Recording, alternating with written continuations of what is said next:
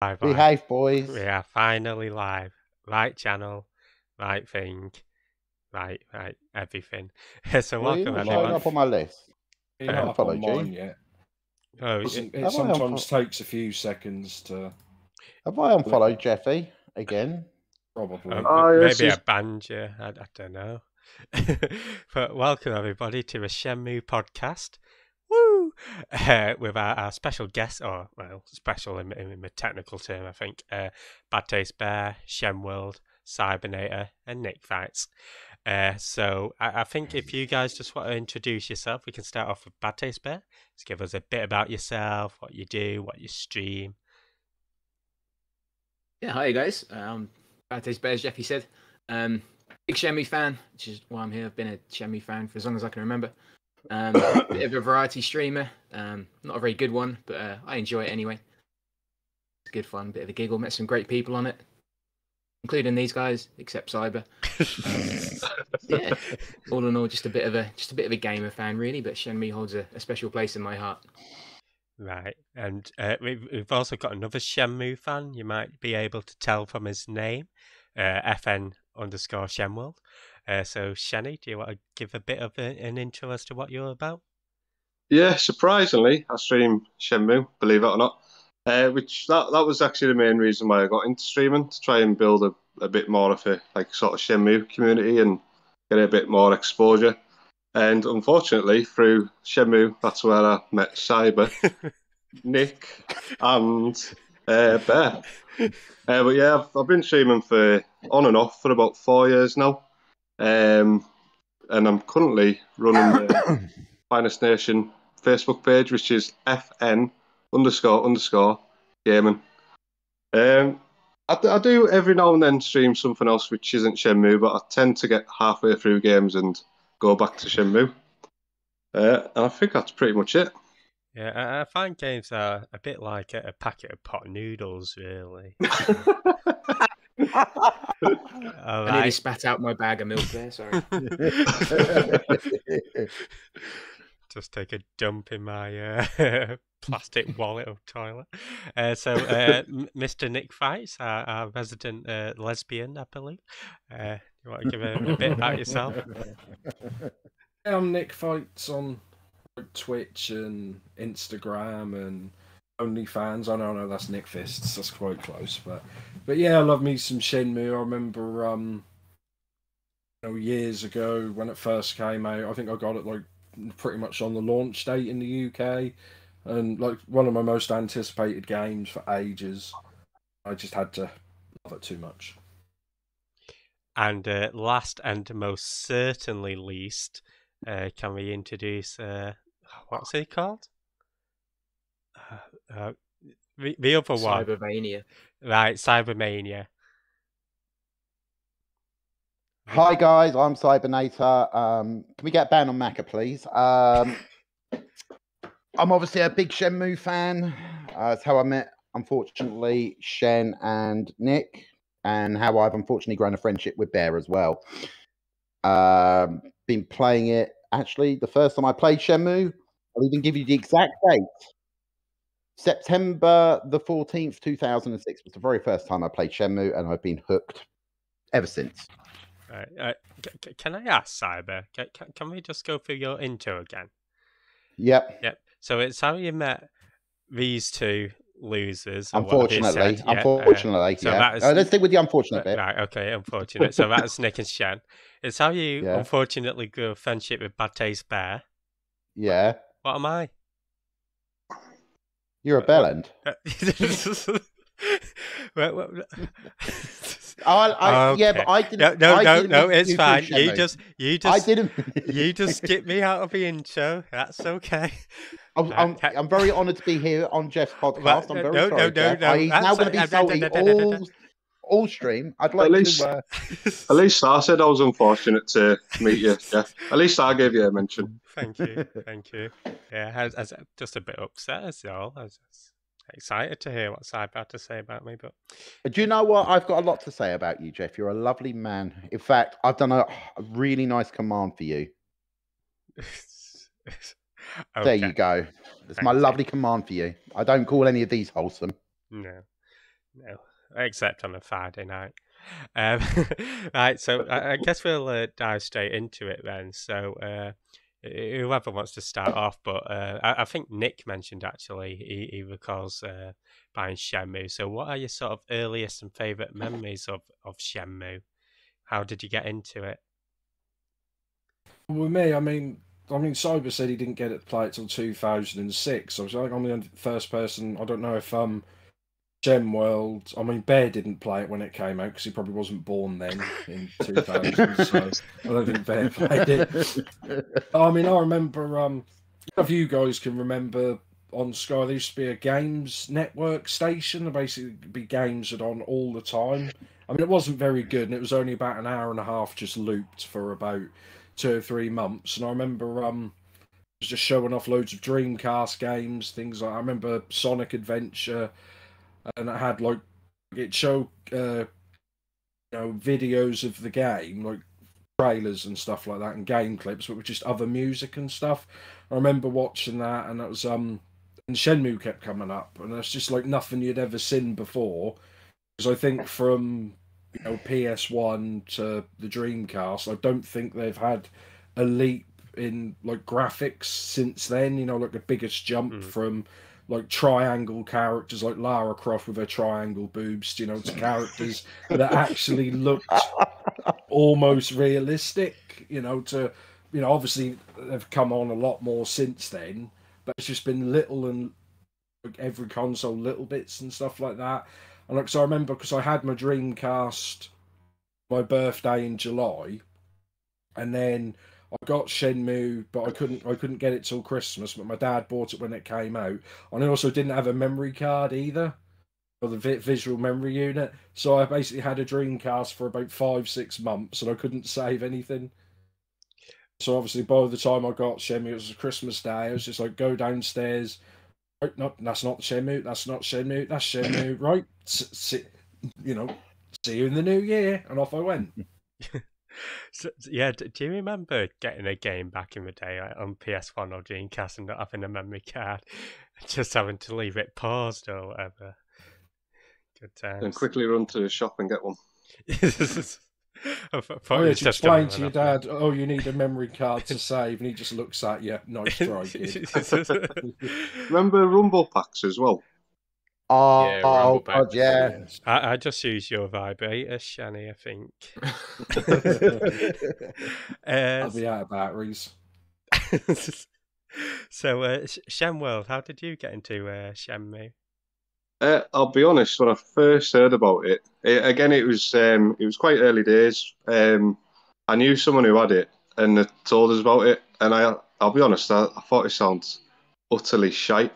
I thought because they mentioned like the QTE system. At the time, I was like, that just doesn't sound good. You doing what they tell you to do, pressing a button. But I thought, you know what, I might as well borrow it, see what it's like, and instantly fell in love with it. The whole environment, the whole like weather system, being able to walk around the streets. Obviously, in Shenmue 1, being able to talk to his friends, just everything like that. I just fell in love with it. Then, obviously, I had to give it back because I was only borrowing it. But obviously, it was only, what was it, a year later, Shenmue 2 came out. I got that, completed that, and after completing that, I was like, I'm going to have to get Shenmue 1 again. And from there, I've played it pretty much every year, apart from a 5-year gap where I didn't have a Dreamcast and it wasn't out on PS4 at the time. But since it came out on PS4, I've played it more than once a year, to be honest. But that probably takes us up to current day, where I'm still absolutely smashing the arse out of it every now and then. But that's where it all started. Right. So I was probably about 13 at the time, maybe. Okay. Yeah, that's quite interesting because I think I met you through seeing Tomo playing Shenmue. Yeah, that's right. Because was it his first playthrough? I believe so. Yeah. Yeah, it was. See, that's another thing I like doing now. I like jumping into anyone who's playing Shenmue, but I love jumping into first playthroughs because if they're enjoying it, you're seeing them enjoy it for the first time, and Obviously, it brings back memories of when you played it yourself for the first time, and it's just absolutely brilliant. Seeing new people enjoy it. Right, yeah. So you enjoy watching other people get stuck in an arcade and trying to find a sailor all day. Yeah, I mean, I've been through it all myself when I first played it, so it's about time other people suffered a little bit. I mean, for me personally, I don't know what the others think, but the hardest part of Shenmue 1 I found was finding the Phoenix mirror, because there's absolutely no indication where to go or anything. It's just a case of throwing you in at the deep end and working it out yourself, which is actually what Shenmue is all the way through. There's no tutorial or anything like that. It's just learn as you go along. Yeah, I think I had to rely on Cyber or Beaker-chan as well. I'm very reluctant to help people out because I'm like, yeah, I've suffered as a kid, so you can suffer now. I never ever tell people to save scum Ghost Soul building in Shenmue 2 because I just think No, I never did that. I just think who does save scum it though, Shen? I don't anymore. I haven't for a few times now. You haven't, in fairness.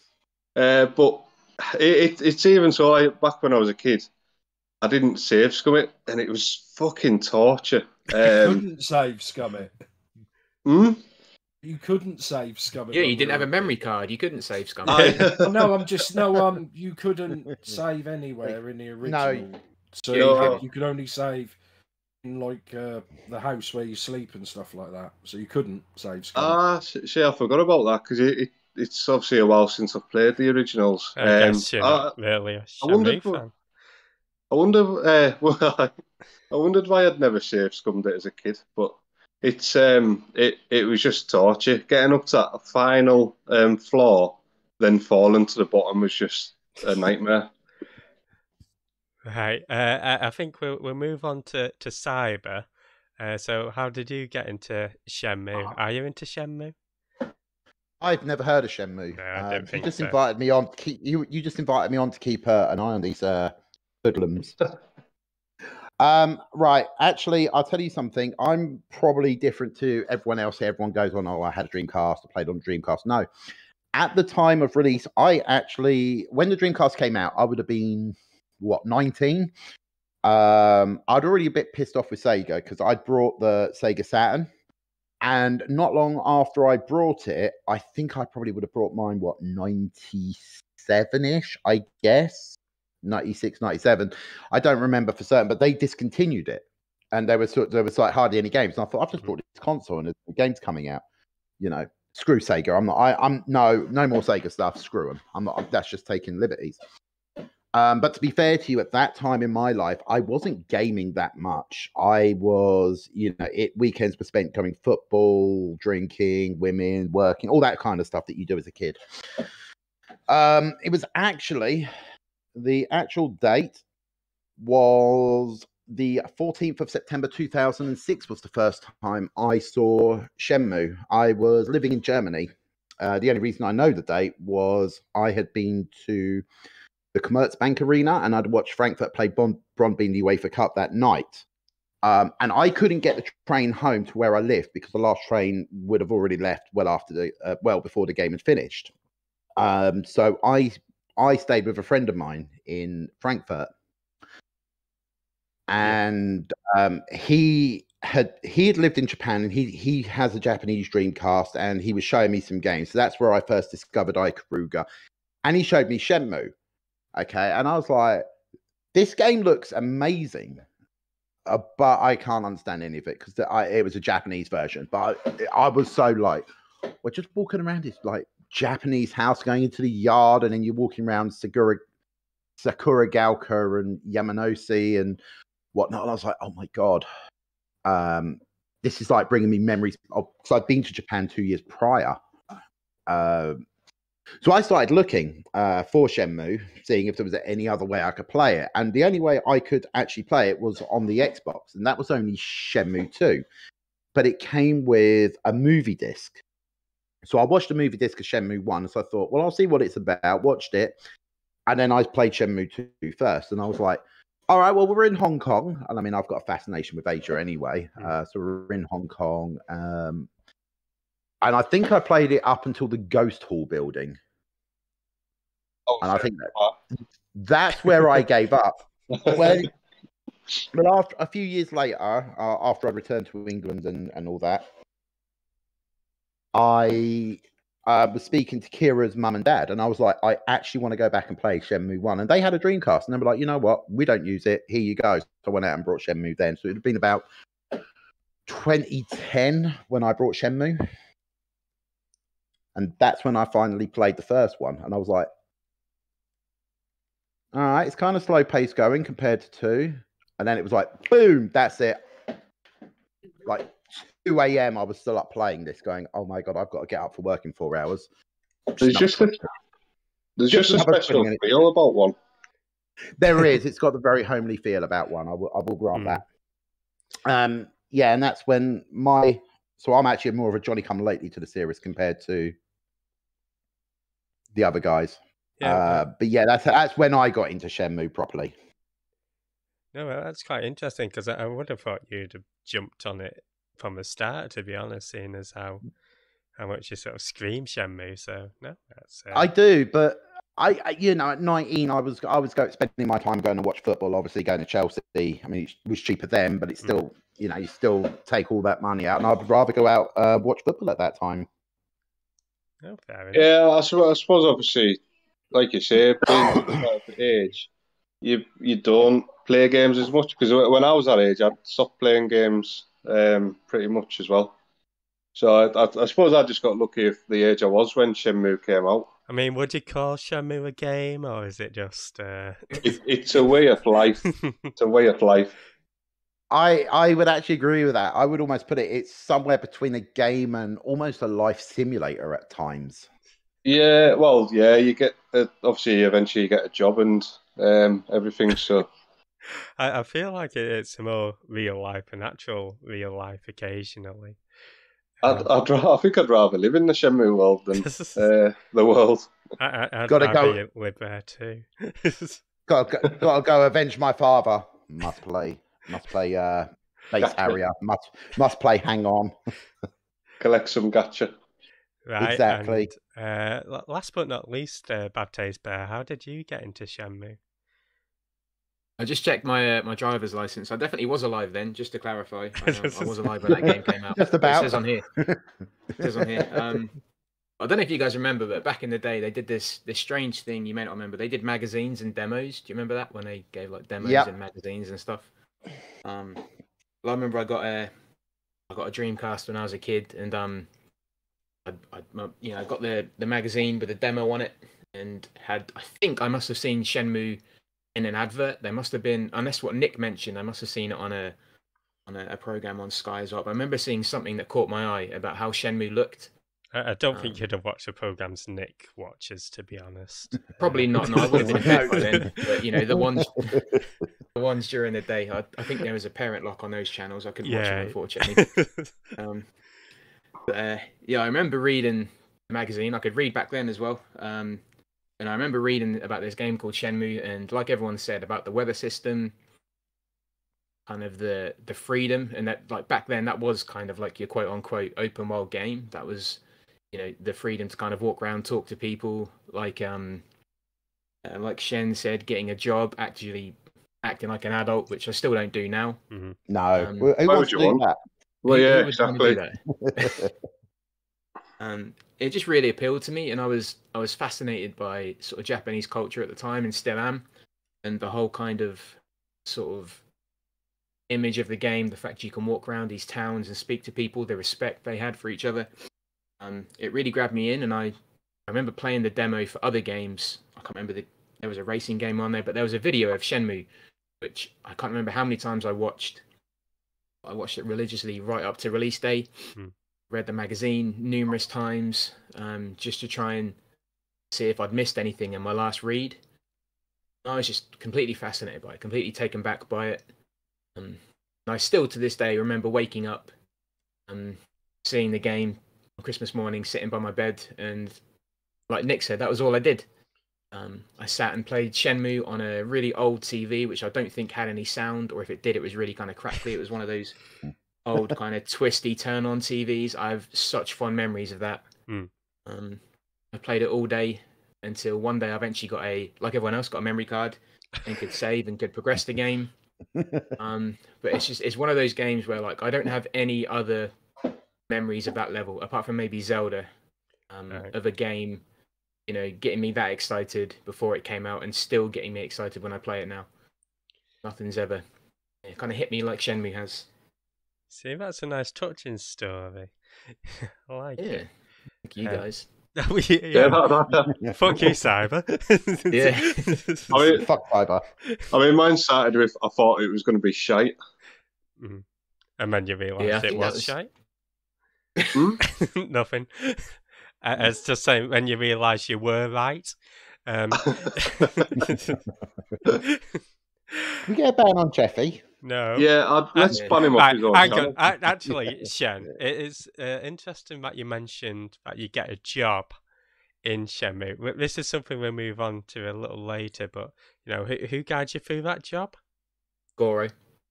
Who gets you the job? I do want to say that. I will say that, but we will get to the Goro. Right, okay. We'll leave that. We'll leave that for now. Four-person debate. Yeah. Just before we move on, what did everyone else think of the sound of QTEs before they actually tried QT itself? I thought it was a proper cutie. I just thought of myself. I was apprehensive. I was kind of scared of them. I played sort of QTE games before, and I didn't like the idea of pressing a button to a cue. It kind of put me off a bit. But that game seemed to nail it. See, Shenmue was my first experience of QTE. Yeah. And you're right, they did absolutely nail it. Some of the QTE scenes are absolutely brilliant. Best parts of the games, really, sometimes. Yeah, no, I For the agree. most part, there is one that is brutal. Oh, yeah. Yeah. That nearly destroyed me as a kid. Like, I nearly just gave up on gaming, full stop. Yeah. Shenmue pretty much made. I mean, that's what they called them, QTEs, quick time events, and then like Shenmue was just such a pioneer video games. It's like pretty much so many games have imitated and copied and took what they've done, and some of them have done it better years later, which is understandable, and some of them haven't. Yeah, I think Shenmue, because from my experience, I'd heard of Shenmue, but I never really played it or saw any of it until Cyber strapped me down, shoved a controller in my hand, forced my eyes open. Not the only thing I put in your hand. Put that squidgy joystick in my hand, and it's like, go up and down for a QTE.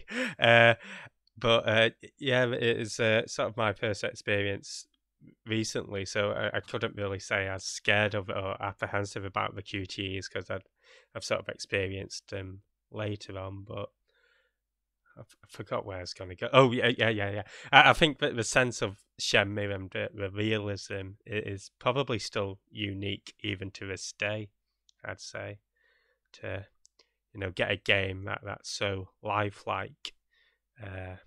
It almost is a life simulator. The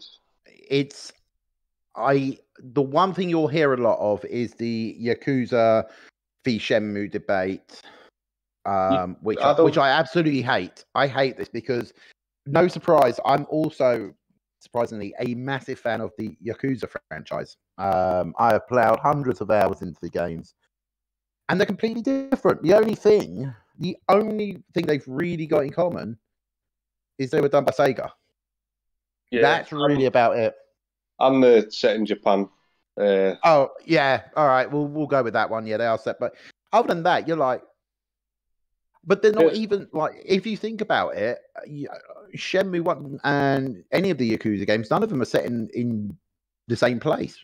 No, and Shenmue carries on into like Hong Kong and then mainland China. Yeah, no, they're just they're two completely different games. I mean, Yakuza's a beat 'em up, isn't it? Yeah, Yakuza is a beat 'em up. It's got RPG elements to it. I wouldn't call it an RPG, but it does have elements. You know, you're leveling up and all that. Shenmue 1 has a bit of leveling up you can do. I don't know how much difference it actually makes. Yeah, I don't. I think it does kind of, but it takes so long. You've got a proper grind. I mean, I remember watching Ducky get max out on all of them, and it just takes hours upon hours upon hours. Yeah. Yeah, I did that. You can max up all the moves and stuff like, which does make them more powerful and stronger. And some of them, if you get like max them out, they'll change how they look, like how you do the moves. Like I forgot what's called now. But press like forward. The ones they teach are like the old guy in the park right near the start. It Yeah. teaches you that thing, but basically, eventually, you'll just change how you do that. It'll just basically be all hands rather than your feet as well. I remember because I leveled everything up for Shenmue 2. You know, this because that was one of the first games I think that did it as well, properly, where you just carried your save over to the next game on Dreamcast. I love that. That was a brilliant feature. Obviously, it's just unfortunate that you can't then carry your save from 2 to 3, but obviously that's just because it's not a Sega game. Yeah. I was actually gonna say, touching on that, because I do know that I think if you master certain moves, they change the animation in like the moves screen so that Rio's a bit more confident. I just said that. Yeah. You said it in Norfolk, so we didn't understand. Oh yeah, that's the problem. Sorry. Well, we got to get. yeah, you get Jeff like to a translate packet it to Northern. a packet of pot noodle comes in, and then Cyber will have to you ain't translate it living to that London. down. Cyber will have to translate Northern to London next. I think the animation changing as he gets more confident is shown more in Shenmue 3 than it is the other two. It's quite obvious at the start that he's not good at the moves until you keep grinding away.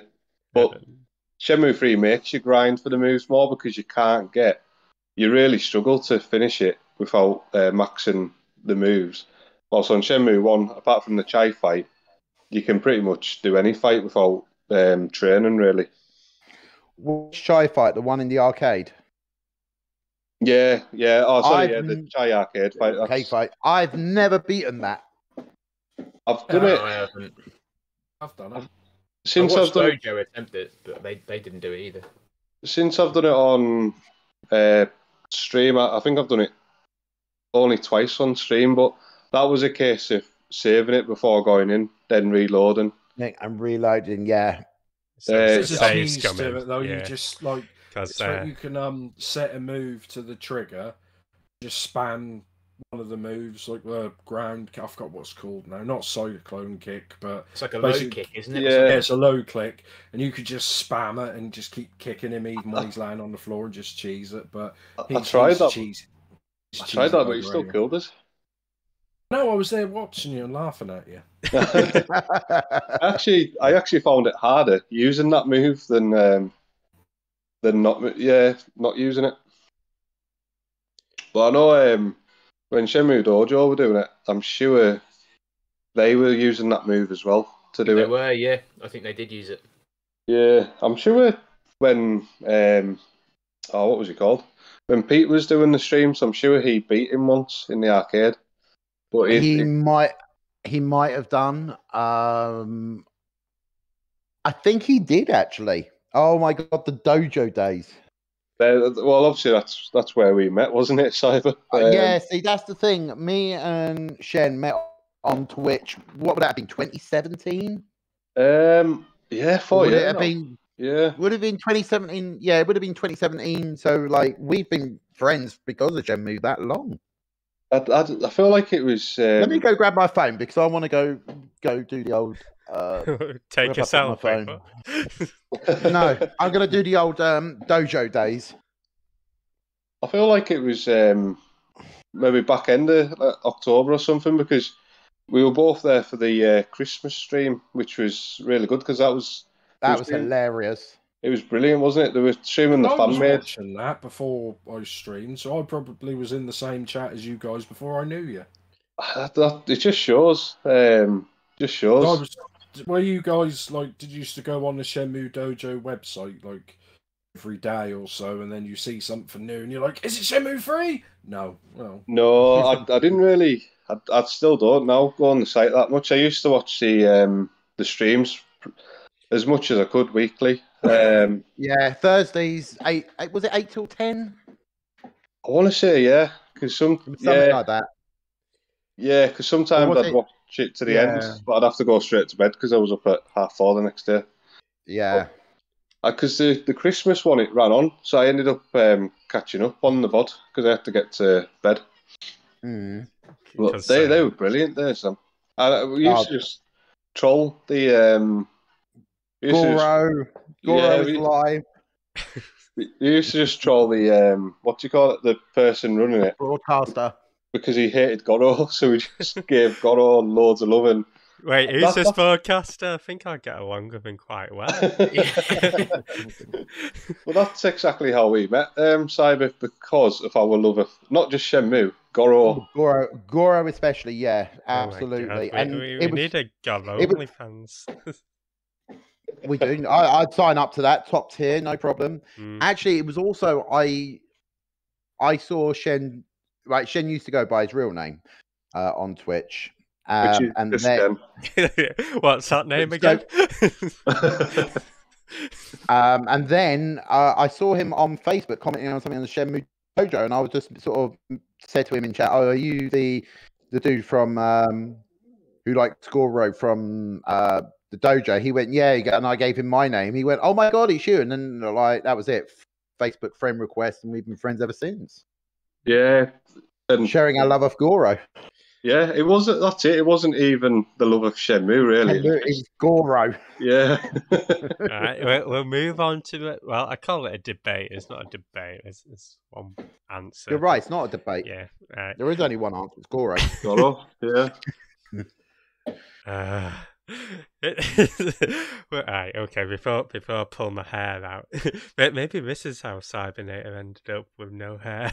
Just so bad taste, Bear. But maybe if we move on to you, have you got any standout Shenmue moments? Any favourite moments that really stick out to you? I think it was the opening scene. Like I think on the advert I saw it was the opening scene with his dad in the dojo, you know, getting his butt handed to him, and the whole kind of interaction there, and the weather outside. It was the thought of the dojo, the whole kind of dojo theme. I don't seem to get that feeling anymore in modern games, but that first level of a game always back then seemed to drag me in, and it seemed to be replayable. Like we spoke earlier about not having memory cards. Like back then, I didn't mind. I could replay the opening, hour or so of Shenmue quite happily, numerous times. That opening part just seemed to grab me. I couldn't really, again, think of another game that's grabbed me on the opening part as much as that did. Right, so it's sort of the opening that stood out for you then. Yeah, it really did. Trying to think, like maybe Final Fantasy VIII, the opening stood out for me, but yeah, because that's when you sort of see the dad and sort of when the mystery starts, isn't it? So it's yeah. I think everyone's got a game like that, where that intro kind of, they remember it. They know that this is going to be an experience they're going to enjoy. And obviously for you, that was Final Fantasy there, and it's like sort of whenever I hop into Cybersteam and he's like, "Hi, my name's Cyber. I'm a massive wanker." That stands out to me. So I think that's it does. Yeah, you're in the wrong stream. Yeah, exactly. Why would anyone want to come and watch me? That's all right. That's you saying you like Final Fantasy VIII, like the start and FMV to that, because that is awesome. Yeah, I love the opening FMV to that one. Yeah, just thought it was real. I mean, there were other games that stuck out to me, like Sonic in Sonic 1 when he's running across with the Sega logo and stuff. But yeah, it is just, and I think for you guys who sort of grew up with Shenmue, I guess that's the same for you, right? So I guess we'll move on to Cybernator. Have you got any sort of standout Shenmue moments? Apart from ending the game. Not beating Chai, which I think everybody has beat Chai, right? I know I have. You did out. it straight away, didn't you? Like first time you ever played, you beat him. Blindfolded. And he was like, yeah, this is easy. Both hands tied behind his back and legs tied up and all sorts. My standout moments, there's quite a few. I do like the bike scene where Rio's gotten Nozomi from the harbour, and then you have Wish playing. You've got to get your saxophones out. That's probably one of my favourite moments of the game. I love that scene. Yeah. Ghost Hall buildings brings back fond memories.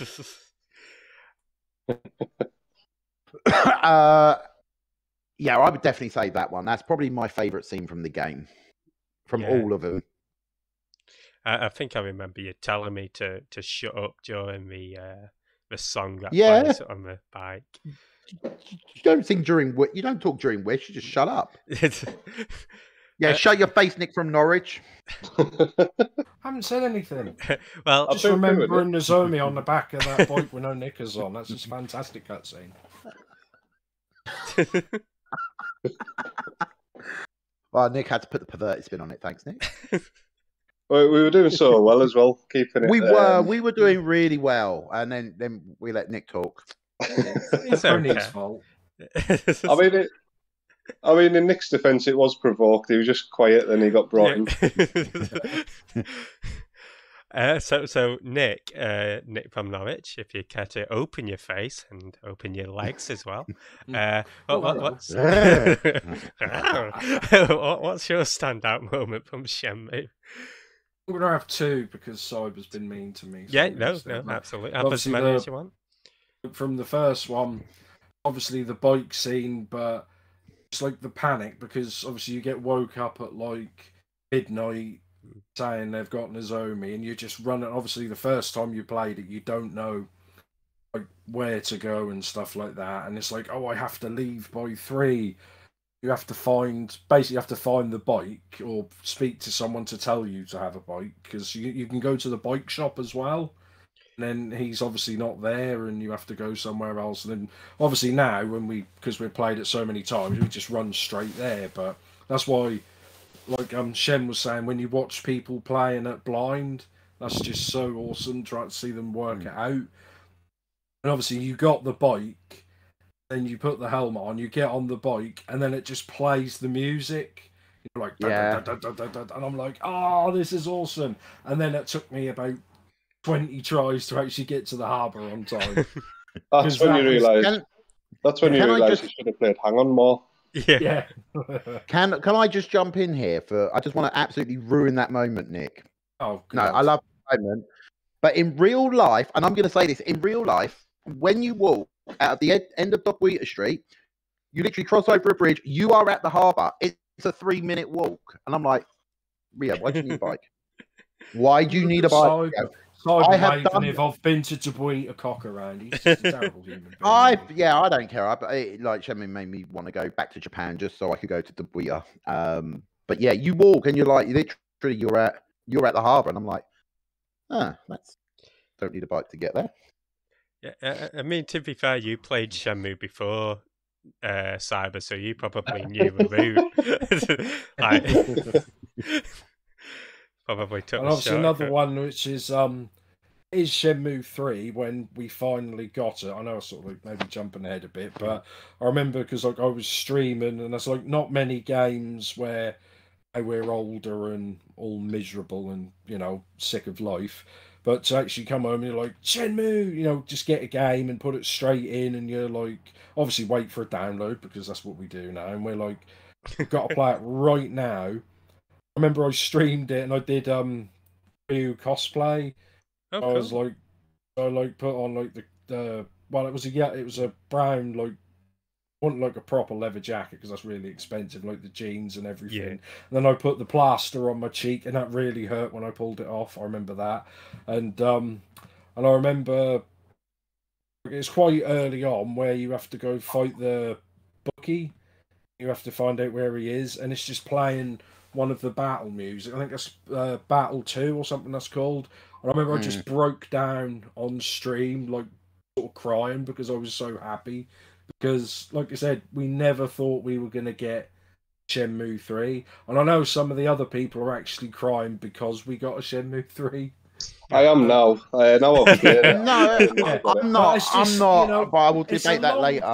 Yeah. It's a long time, you know, like, was it 17, 18 years in between 2 and 3, and just like never ever thought you were going to get it.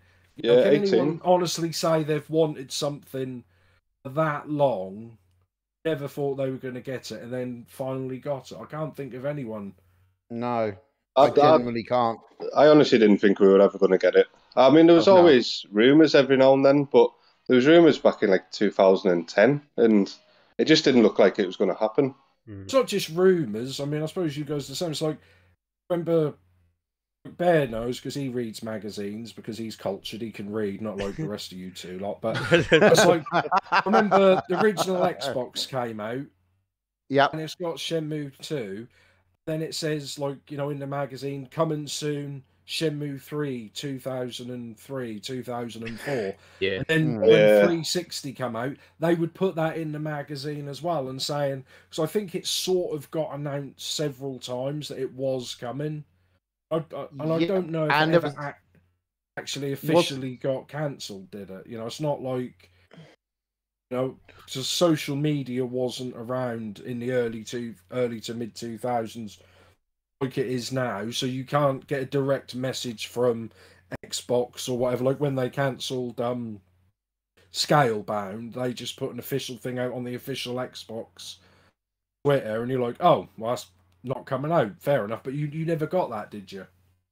No, there was also the stuff that wasn't it when you were supporting the original Yakuza on PS2. They were then talking about this could lead to a Shenmue 3 as well.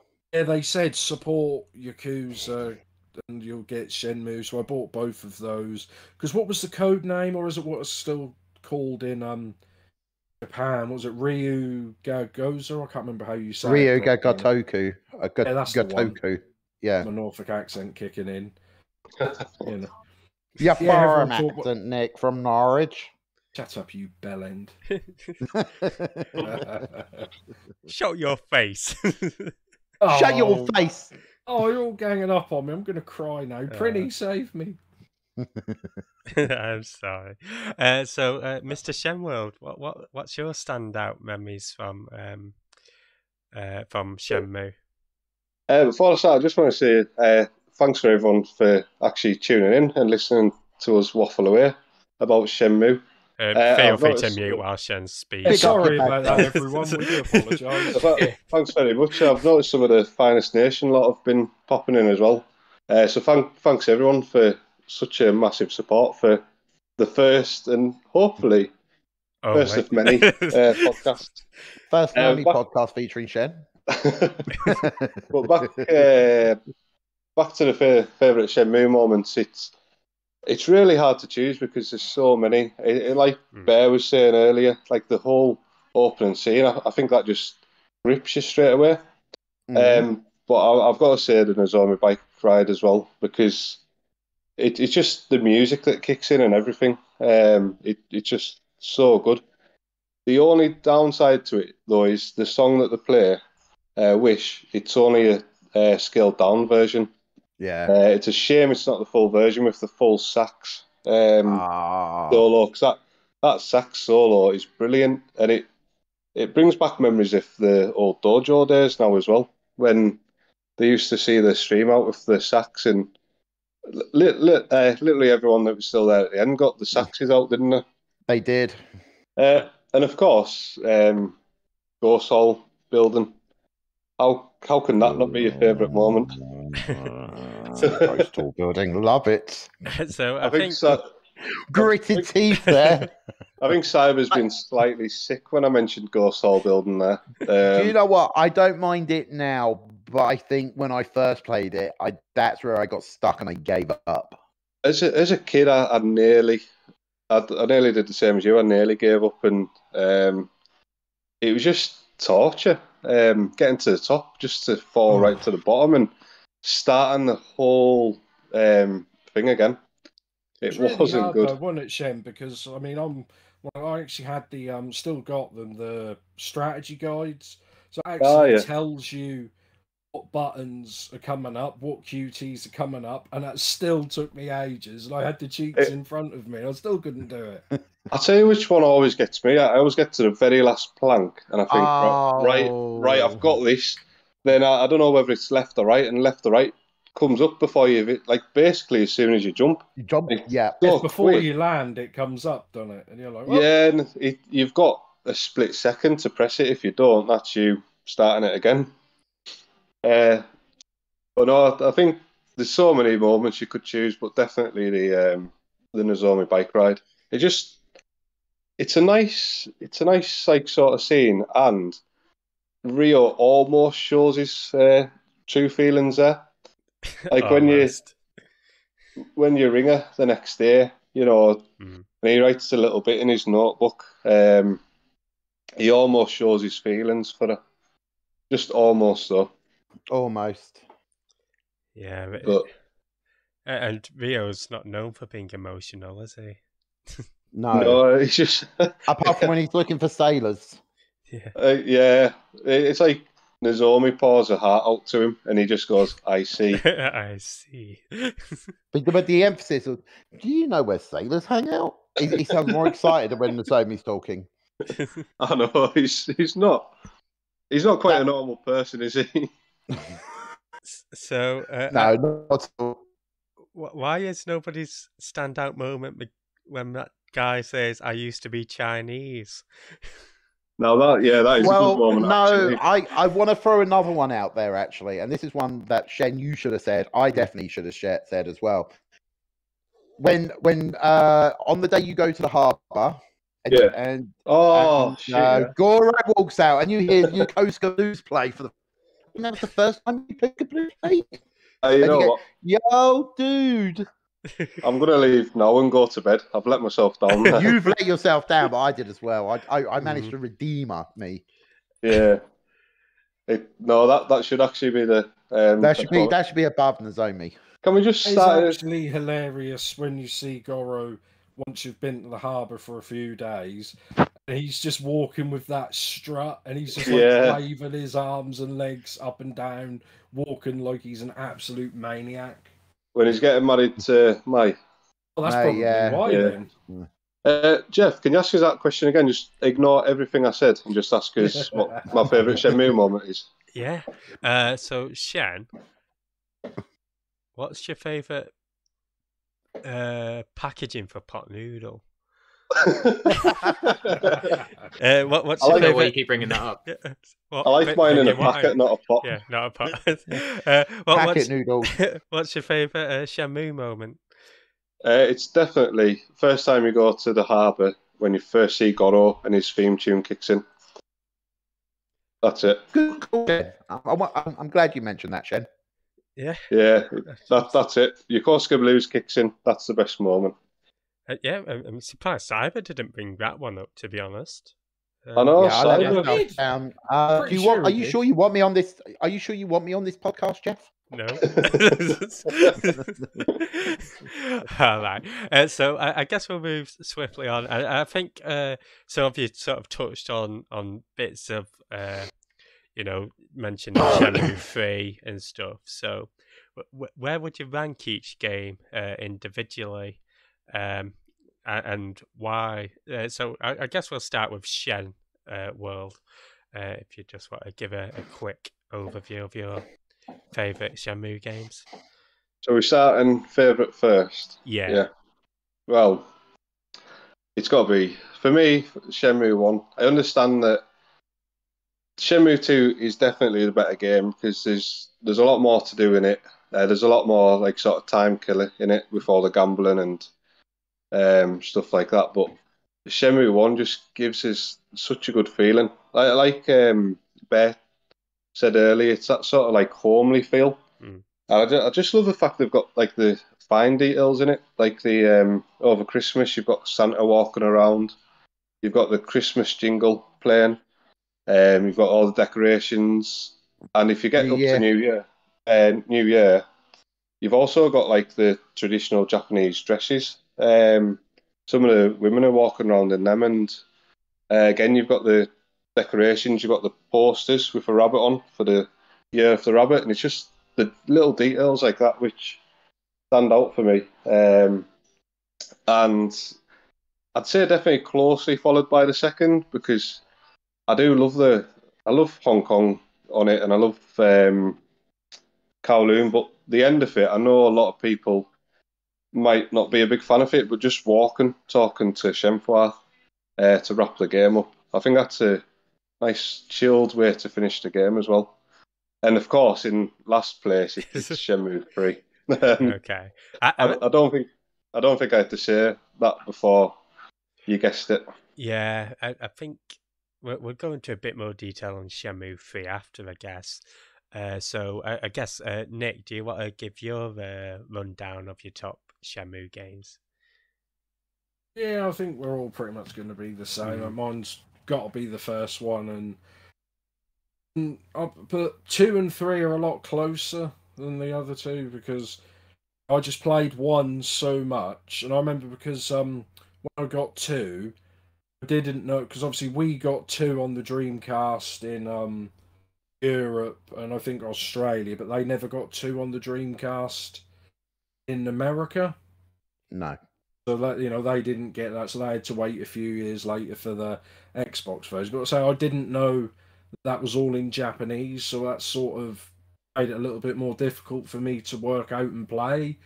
I don't think I have ever finished it on Dreamcast. I didn't finish it again until it came out on the Xbox a couple of years later. Still enjoyed that, but I mean, I don't mind 3. I've only played it once. Yeah, waiting that long, it was never gonna, meet our expectations of, what we wanted. Probably because they didn't give us a lot of story. There were so many answers, questions in our head that we needed answering, and I think you could probably spoil Shenmue 3 in about 20 seconds. Like what story they actually, if that. There's a couple of and I thought, well, we probably could have guessed that, but who is this? But why are we here? What is? And they don't really answer. And I remember when I streamed it and then I finished. I think Shen might have been there, and he's like, "No, keep going, keep going." I said, "No, I'll finish it tomorrow. I'll finish it tomorrow." I was, yeah. Yeah, and then when I came back and finished it tomorrow, I finished it in like 10 minutes. It was like, because it was literally right before the last fight, which was actually awesome, by the way. That was a brilliant last fight, and I was like, yes, oh, this is getting awesome, and it's finished. I was like, what? And it just finished straight away, and I'm like, oh, do we need another cliffhanger ending? We just had one, and I think a lot of us thought,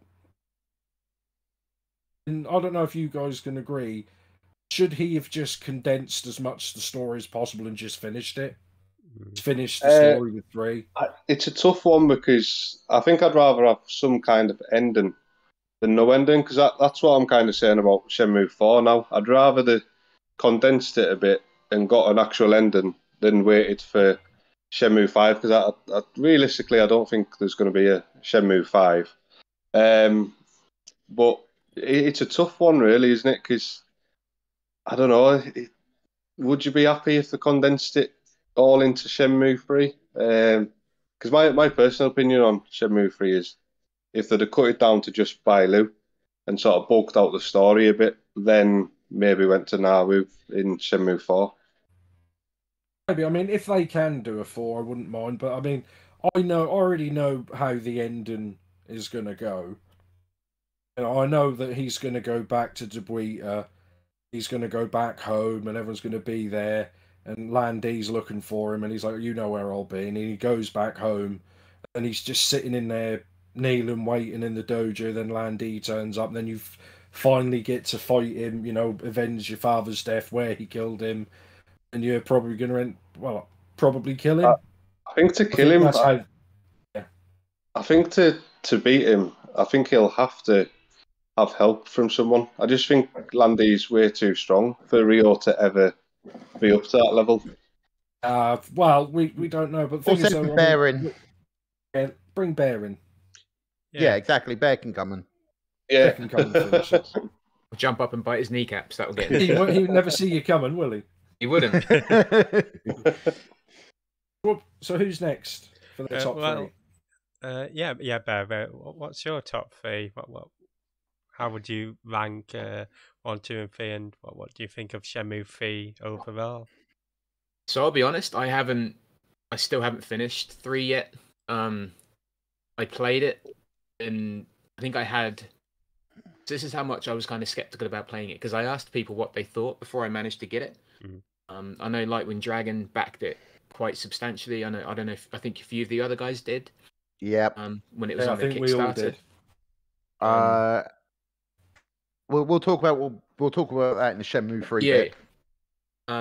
So I didn't want any spoilers, obviously, because it's something I'm really invested in, and I asked people what they thought, and you know, bless them, they didn't give spoilers, but they didn't give me the answer that I wanted to hear. They didn't, you know, say like it's more Shenmue, it's Shenmue 1, but you know, 3 times as good. It wasn't that kind of response. So still haven't finished it. I do want to, but every time I play it, I just feel like I could be spending this time playing 1.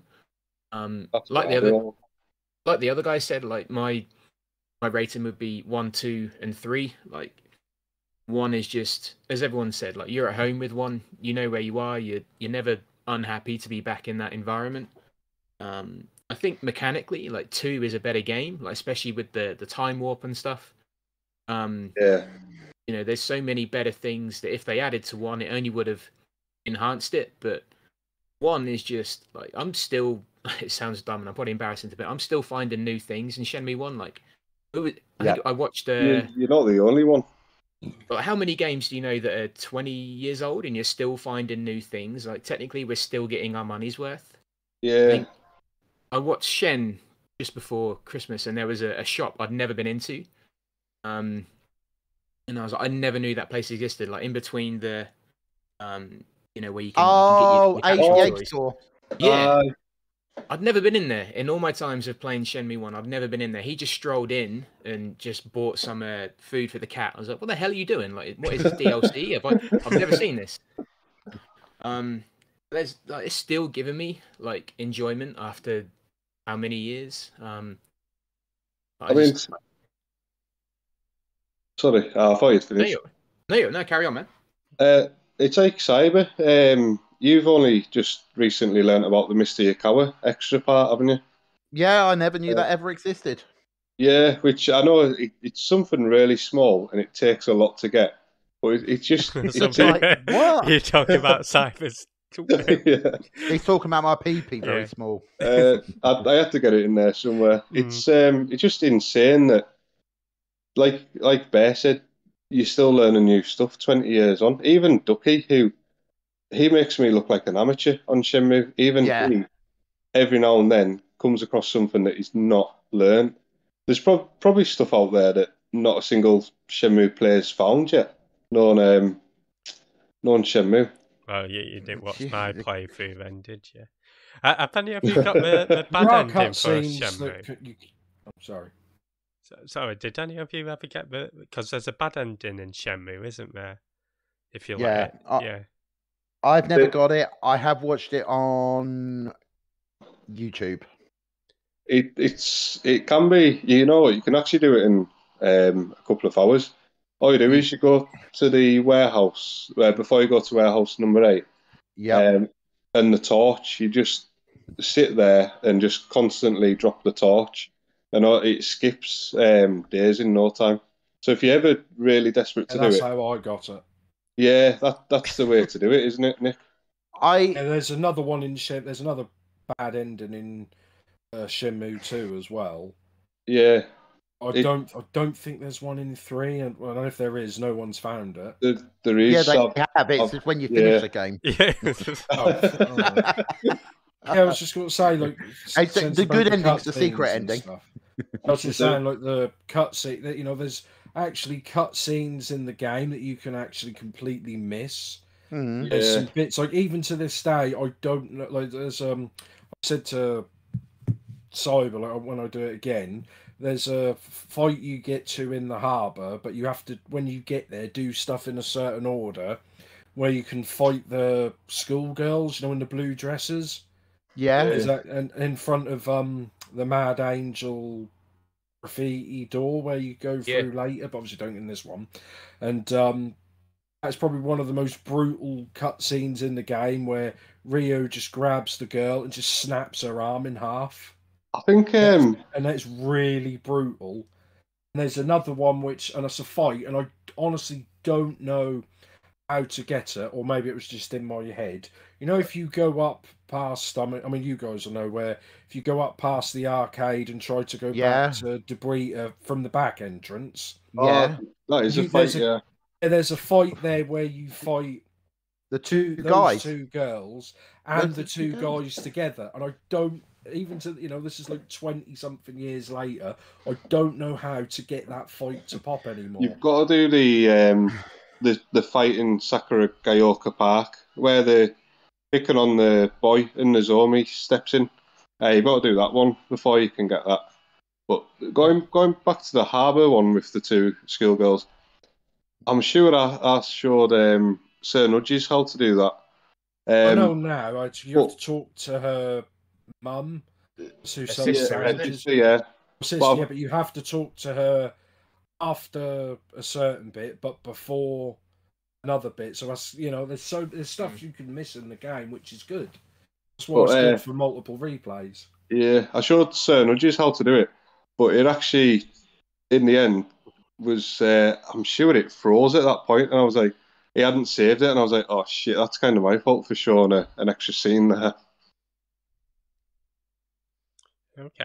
No, that's yeah, it's nice how people are still sort of, again, discovering stuff and so far on. And yeah, I think so far I've not heard great things about Shenmue 3, but for Shenmue 2 and 1 in particular, those seem to be the games that still have sort of the almost infinite amount of content that you can still come back to.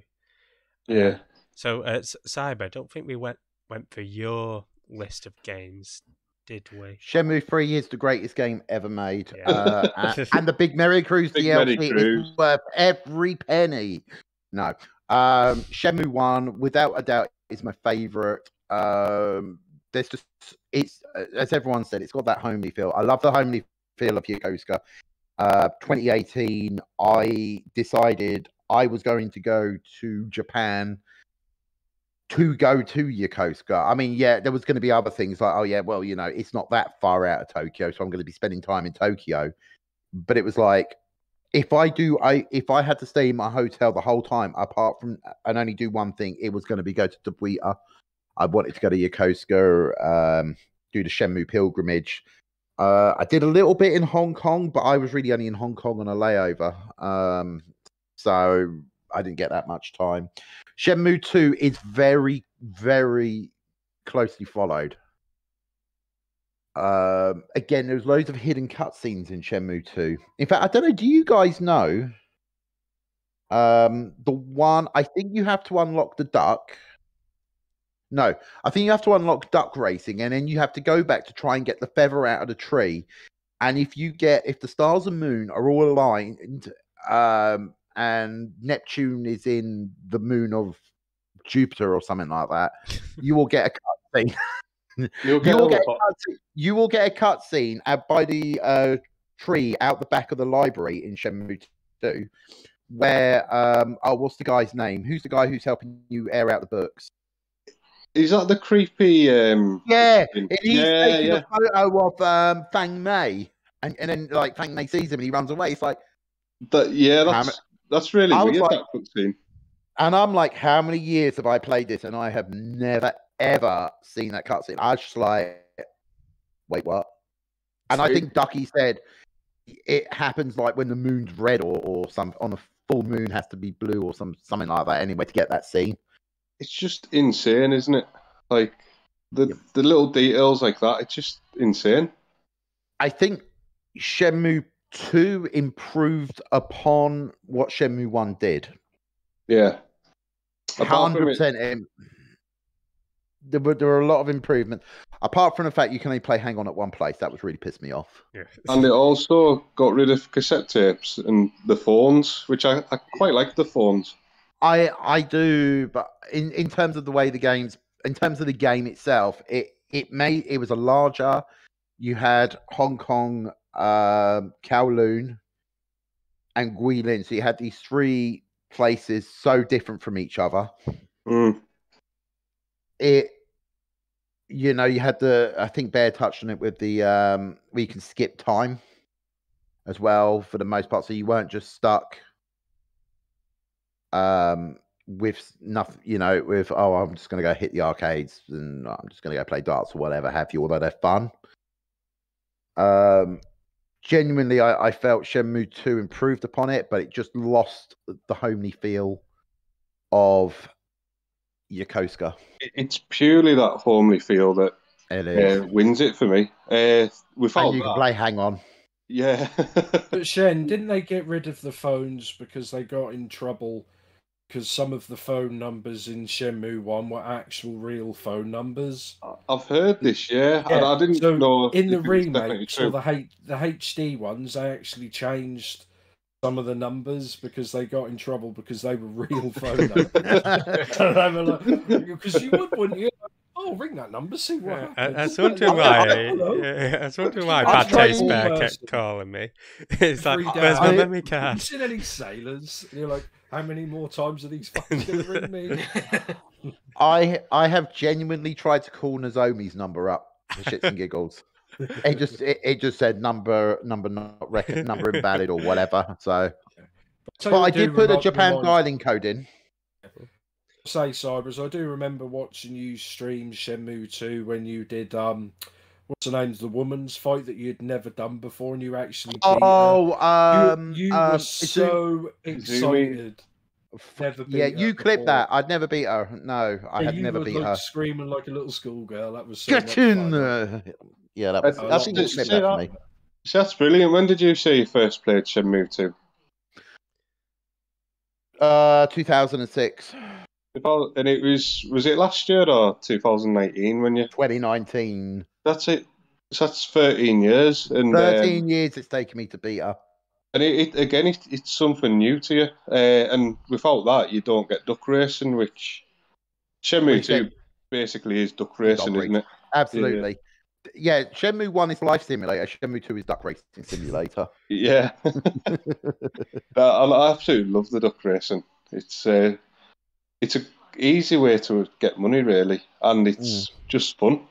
I'm gonna actually on my next Shenmue 2 playthrough, when I actually get duck racing eventually, I think I'm gonna do a full stream of just duck racing. I think you should. I was going to do one the night before Shenmue 3. I was just literally going to do 2 hours of duck racing, but I stopped streaming at that point for whatever reason. So that never happened. Yeah, a bit like me. Obviously, I just have breaks from time to time. And I think once you have a break from streaming, it's really hard to get back into it. It's hard to sort of get the motivation to get back in it because it's fun and you're playing games, chatting to people, but sometimes it does take it out of you as well. If you try too hard and like basically stream because you're but just because you want to keep streaming even when you're tired. Yeah, I think that's when you sort of burn out a little bit. I agree with you 100% there, Shen. But yeah, I was on a break. I was going to do duck racing the night before. I'd planned that, and then obviously that. So as a quick aside, what's your favourite sort of mini game in Shenmue? I know this one. Yeah. Hang on. Yeah. That's stupid. Hang on. That's easy. Hang on, followed by outrun, followed by darts. Yeah, I'd probably agree with that. Maybe. Hang On is so much fun, although I'm shy at it. Outrun's so much fun, but you can This should be a debate. Outrun can only be is only Outrun when you've got Magical Sound Shower on. The other two, I don't know. I like Fast Passing Breeze. Yes, Jeff. Yes. you know your stuff. I take back everything I say about you and like and Mark over Goro. You know your stuff, Jeff. Let me go find my phone. Hang on a minute. Hang on. I remember when I Where's streamed Shen? that on GameCube and Cyber came to my stream and he's like, and ruined it. "What is this song? Put this song on now." And then Shen come to my stream. He's like, "Nah, put this song on," and they were just having an argument. It's hilarious. It's just so Passing Breeze. Big Mac is saying Passing Breeze as well. And Big Mac don't know anything about don't Shen argue with or Big Mac. Outrun. I argue with Big Mac. Can I ban him? Yeah, well, that's No. you. Bad Taste love Bear, it. do you have a favourite mini game? Are you into your duck racing or your hang on? I don't know if any of them kind of stick out more than anything. Like, I love collecting the capsule toys. I love that Rio's so distraught that he spends all his hard-earned cash on capsule toys. That's his. We're almost expecting Bear to pop out of one of those. How do you think I was born?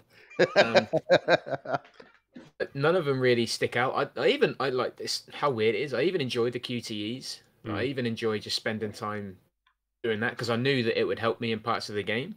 Yeah. Okay, I'm just going to put you on mute. I've just got my phone ringing, so I'll give me a couple of secs. Yeah, no worries. Somebody's tried calling a number in Shenmue and it's come up with It's my Cyber. sister Bear. You're not doing nothing to her. Okay, I'll call her later. Yeah. But yeah, none of them particularly stick out as a favorite. I do enjoy all of them. Hang On's obviously that, but I kind of enjoy watching people play it. Like I know Shen's mentioned that, like watching people do the extra games, or even watching people killing time in the arcade is quite fun to watch. Never in a game are you kind of encouraged to kill time by playing another game. It's kind of quite a different thing. That's so brave. They're like, the amount of time I've watched people play the game and, the next part is come back tomorrow at 3 p.m. And they're like, what the hell do I do now for a whole day? And I'm like, this is the best bit. This is what you can do. You can go kill time. You can go, spend time in the arcade. And it's kind of interesting how people react differently to that sort of freedom in a game. It's a good thing that you can skip time in 2, though, because if you play the arcade games in 2, it doesn't actually skip time at all. Yeah. So whatever time you go in the outrun car, as soon as you get out, it's the same time. It's the same time. Yeah, because I'd still like to use them as time killers, but you can't. Yeah. Even darts, you can't kill time on it anymore. Oh, that's the point. I'd forgotten about darts. All right, I take back all of that. Darts. That's my answer. Which darts? Which version? Shenmue Neon one. Neon one. Oh, yeah, Shenmue 1, but the Neon one. I can only get a high score on that. Well, mildly high score, not the high score. If you've not got the highest score, you're not allowed on this podcast. Thanks for having me on. No. So do you play darts in real life, Bet? Sorry, I know this is going off Shenmue, but... I'm not tall enough. Good job you said it. I was waiting for one of you to say it. No, I don't. I was never interested in darts at all. Again, it's not a thing I do. But in Shenmue, for some reason, it's like a thing. Yeah, it's just a thing I get dragged to. That music as well, isn't it? It's the music, yeah. It is the music. And that could be an answer in so much of like part of Shenmue, like what kind of drew you to this part of the game, or what's your favorite part of this? Like the music in that game. And I know there's games before that have like standout music, but this one just for that sort of time sticks out for me as a game that just has such great music in all of it. Yeah, and because I love walking past. Is it the Tomato Mart or whatever? Yeah. Oh yes. Oh, the tomato store. Hearing that music, and there's a few other bits and pieces where just music will kick in, or Wish, as Cyber mentioned earlier. Penny. Poor Bad Taste Bear. So Bad Taste Bear. Hello. Yep. In your booster seat. Packet of pot noodle. Pot noodle themed booster seat. What did you think of Shenmue 3? We'll move on to Shenmue 3 a bit. Were you excited for it? Did it meet your expectations, or what do you think they could have done to improve it? I was super excited for it. Like everyone else has said, like, none of us expected a 3. I think it had been so long that, I think a lot of us had just accepted that the Shenmue series was 1 and 2. So when they announced the 3, it was crazy. It was like, they haven't forgotten about us. There is still life in Shenmue. Like I said before, I was to play it. I had the game sitting around for ages and just I almost kind of wanted to wait for that magical moment that Shenmue 1 gave me before I played it. Like, I kind of wanted to wait for a Christmas morning time to, try and get that love of Shenmue 1 back when I played 3. And I've just never got it. I haven't completed it yet. I still haven't finished the whole thing. I think I'm not far in it at all. Never fear, Cyber is here. And that concludes the podcast. Sorry, Bear, carry on. That's right. Yeah, and I think it's just not. It's almost like Shenmue 1 is great and almost a curse as well. Like, because I don't think any Shenmue they release from now is gonna top that or is gonna match it. So it's almost like they set the bar so high with that, for me anyway. Like, anything after that has to kind of meet it, or it's it's not gonna stand out. Yeah, I think that's sort of because I was sort of aware of the Kickstarter and the challenges that faced with so many people having such high expectations, and it being such a classic game. So I guess we'll go on to Nick, because I think Nick has sort of a kinder light on Shenmue 3. Yeah, I enjoyed it. I mean, I remember, because obviously these miserable shits, they just there's no pleasing them. I don't hate Shenmue 3. Okay, I'm going to point that out, and I have some redeeming things to say about it. I have a couple of good things to say about it. What, the end? That's one of them, yeah. The credits. It's just, I knew it was never going to meet up to our expectations. Like, I enjoyed it. I thought the music was really good. I mean, it's strange the art style he went with, but he did say he wanted to make the game as if it came out like 2 or 3 years after, so it kind of looked like a polished up 360 game rather than like a full sort of next gen game. But I enjoyed it. Like I said, it just needed more story. I mean, it brought back forklifts as well, so how could you not like forklifts? Plus, especially when I had to find those little models everywhere in all the shops and stuff, and that just ruined me for about 3 weeks to find them all. What would you have preferred if Shenmue 3 was more sort of done in the style of a next gen game, or a current gen game, I should say, rather than just being sort of based 2 or 3 years after Shenmue 2, or sort of in the style of a game that was released 2 or 3 years after Shenmue 2? Maybe. I mean, I wouldn't have cared if they'd have used the exact same engine they did for 2. That wouldn't have bothered me. That would have been awesome. But that's just, I just think that I don't think he had the license to use that sort, because I think they used that engine the first few Yakuza games, and obviously Sega, and was it AM2 or something who had the license for that? And obviously there's such an old engine, I don't even know if they could have made a new game with it for how ancient it is, compatibility issues and stuff. But I mean, I wasn't as upset as these two, but I think I knew it wasn't going to meet my expectations, because I'm used to disappointment in my life. So when I You just look down, Nick. You just look down and you're disappointed. You're not say it. Yeah, I look down. I'm disappointed. I was like, Oops. Well, if we all give Nick a big hug, while we listen. Never wanted to hug him more. Yeah, right. So speaking of disappointments, Cyber, What do you have But to listen, say? my wife says I'm a disappointment. After that, everything else, I can't disappoint anyone else, really, can I? I have a lot of positives to say. I mean, despite me saying I'm not the biggest fan of Shenmue 3, there are a lot of positives I can take out of the game. Hmm. Let's just take the fact that it took, 17 years before it was released after Shenmue 2? We actually got a Shenmue game. I mean, what the hell? Yeah. That's a massive positive, yeah. Yeah. That is a massive positive. And it's brought attention back to the franchise. I mean, we're going to cover this in a bit, but we're getting a Shenmue anime. Yeah, obviously that comes later on, but I can't wait for that. But I think had Shenmue 3 had the fans not rallied to try and get Shenmue 3, because we fought for it for years and years and years. Had that not have happened, we wouldn't have got a Shenmue anime. If the Shenmue anime does well, we'll get a Shenmue 4.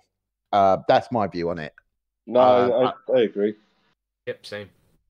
I think they'll just finish Shenmue story with the anime. I think. I think that's it. I'm going to go, for me personally, the setting of Bailu it touches me in some ways. Bailu is set in a Chinese village. I'm sure most people know about my love for Asia, especially Southeast Asia. I have been to villages in Thailand. I think the one that springs to mind is Donarang out in the Buriram province. I actually got married in a Cambodian village called Ton Luab village in Cambodia, but it was my wife's village. So actually walking around Bailu, it's for me still like, oh wow, this is like almost being back in Cambodia or Thailand or whatnot. I think it was made in. I like the fact it's very similar to, it's still got the Shenmue feel in the movement and all that. It does look nice. Yeah. It has some lovely music. Let's be honest. Wood chopping is some of the best music in that game. The wood chopping music. And so chill. Loves wood chopping. We love wood chopping. I want to do Nick to do a 24-hour wood chopping stream.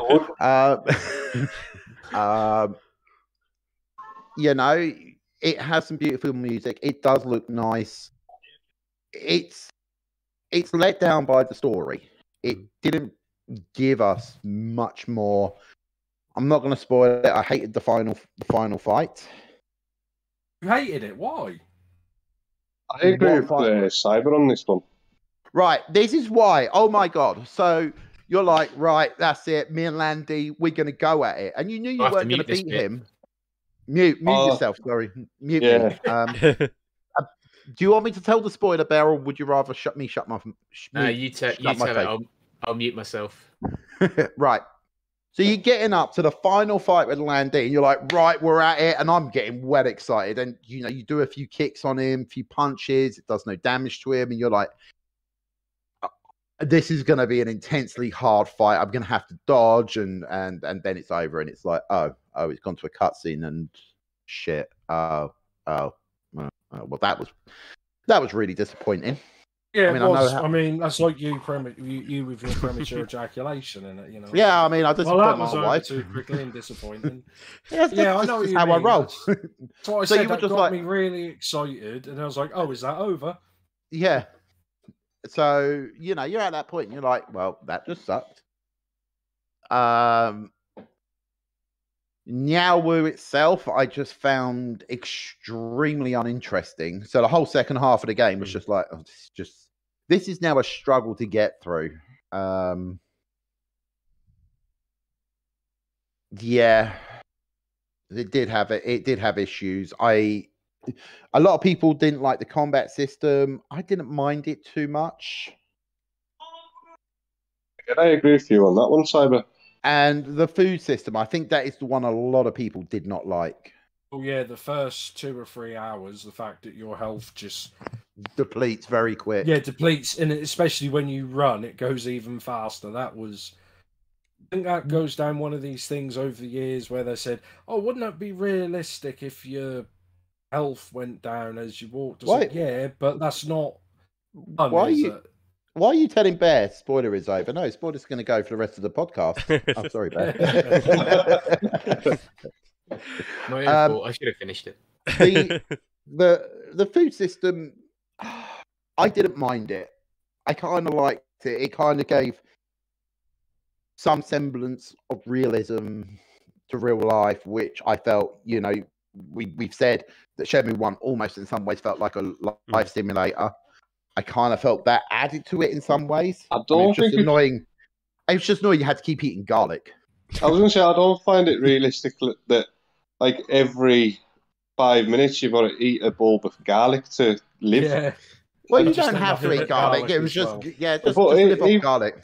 Even like Shenmue might like garlic. Eating so much, I just thought the health bar went down too much. I don't think fast, bad idea putting it in, but I just don't think they executed it properly. Sorry, they should have used food as buffers to add like more health or some sort of armor to your health, rather than meaning that you can't run for more than 5 seconds without like. Wouldn't that be touching Yakuza territory with that kind of system, or? Well, yeah, pretty much. Yeah, like Kiryu can only run for about 5 seconds before he has to stop. Well, no, that's not true, Nick. If you play the game properly and not just rush through it, I don't want to play Yakuza for cyber. Screw cyber. You redeemed me stream Yakuza when you knew that there was only about 8 days left of it on Game Pass. So I had to rush it. Right, but if you play through like Yakuza, there are things you can do to Kiryu that he will run faster for longer till you can permanently run with Kiryu. So yeah, you can do that. And is that it? No, you don't have to get him drunk. Well, yeah, get him drunk. I think he's talking about you, Cyber. If we get you drunk, you'll go a lot faster. So I think Shenworld has sort of touched on his parts of Shenmue 3, but do you have anything to add before we move on to the anime? I'm going to start by being positive about it. The first playthrough, I absolutely loved, but I think it was just the fact that we'd got a Shenmue 3, and I just think by the second playthrough, the rose-tinted glasses had came off a little bit.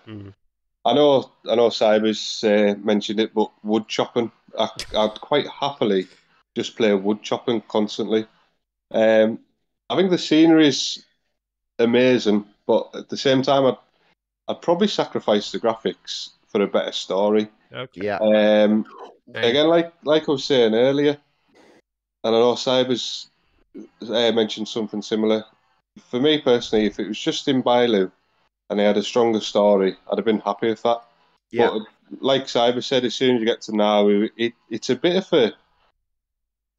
like just a struggle to get through the game, and you actually get to the I'm being wary of spoilers here, but you get to like towards the end of the game and you get really excited because you think it's going to be another Yellowhead building moment, and it just disappoints, unfortunately. Oh my god! I just thought, Shen, when you said Yellowhead building, one of the best moments is that fight with Don Yu. Yeah, that is definitely a good moment as well. There's so many in the first 2 games, but I can't actually choose one standout moment in Shenmue 3. It just seems like you sort of get through the game. Again, I agree with Nick. The music's really good. The only thing is a lot of the music's actually from Shenmue 1 and 2. Yeah. Yeah, even if it's music you only hear a little sort of clip from. They've copied a lot, and I don't get why the darts music is randomly put in a house somewhere. It just seems way too random. But again, wood chopping, the music before you get the combos is such a nice bit of music. It's so relaxing. You kind of don't want to get a good score just so you can keep that music the whole time. Absolutely, 100% agree. Yeah. Can I just say something while I remember? Yep. one thing that the one thing we haven't given credit for is Sega themselves. Very true. Sega could have said to Yu Suzuki, "Well, you want to make Shenmue 3? Go fuck yourself." But they did. They turned around and said, "You want to make Shenmue 3? All right, you know what? We ain't gonna pay for it. But here you go. It is everything we have got for Shenmue 1 and 2, all the stuff that you sort of planned for 3. Take it all. Good luck." So let's give Sega a bit of credit for actually letting us have it. I agree with that. But you've got so many companies that just sit on licenses, beloved licenses for years and just don't do nothing with them. And Konami, Castlevania. Konami, yeah. Well, that's how we got Bloodstained, though. We got Bloodstained through it because they said to the guys who made it, I can't think of their names offhand, no, you cannot make an old school Castlevania game. Get lost. So they went, all right. So they made Bloodstained instead. Yeah, it's sort of similar to I think Bloodstained's got a really good reception, but like Mega Man had sort of an 8 or 10 year hiatus. So the guy who was sort of leading that before he departed Capcom funded Mighty Number 9 to less than positive results, and then we got Mega Man 11 after that. And then again, it's sort of gone a bit quiet, but yeah, it's sort of again props to Sega for giving them a go ahead. And it's not the first time they've done it though, because they did it with Toe Jam and L4, I want to say. They've done it with Streets of Rage 4. Oh yeah. You know, they got other people to go make it. All right, cool. Credit where credit's due, because at the end of the day, for as many complaints as you've got about Shenmue 3, we got a game at least. Yeah.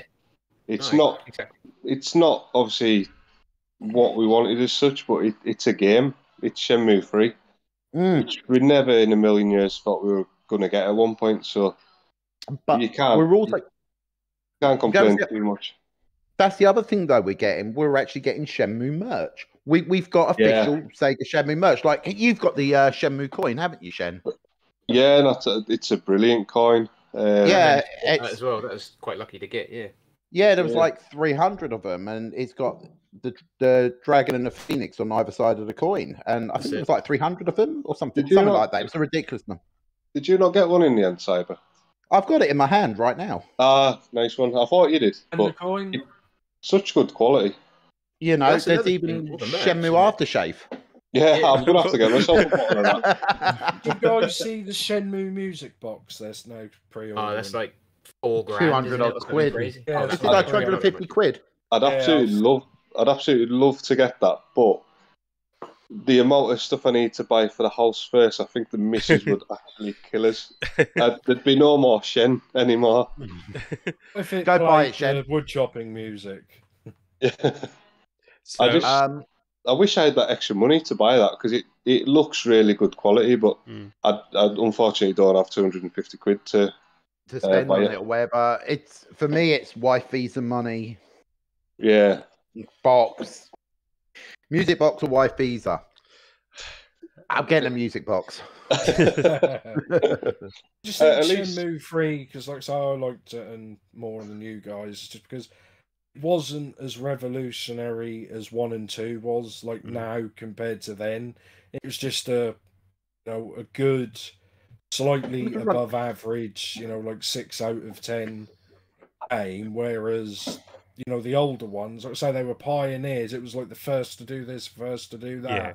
Probably at the time, best graphics at the time. I mean, people forget, there was less than a year between like Metal Gear Solid 1 and this, and you look at the graphics, from that to that, it was just such a leap forward, which we've never had before. And for this one, it was never gonna live up to what we wanted, was it?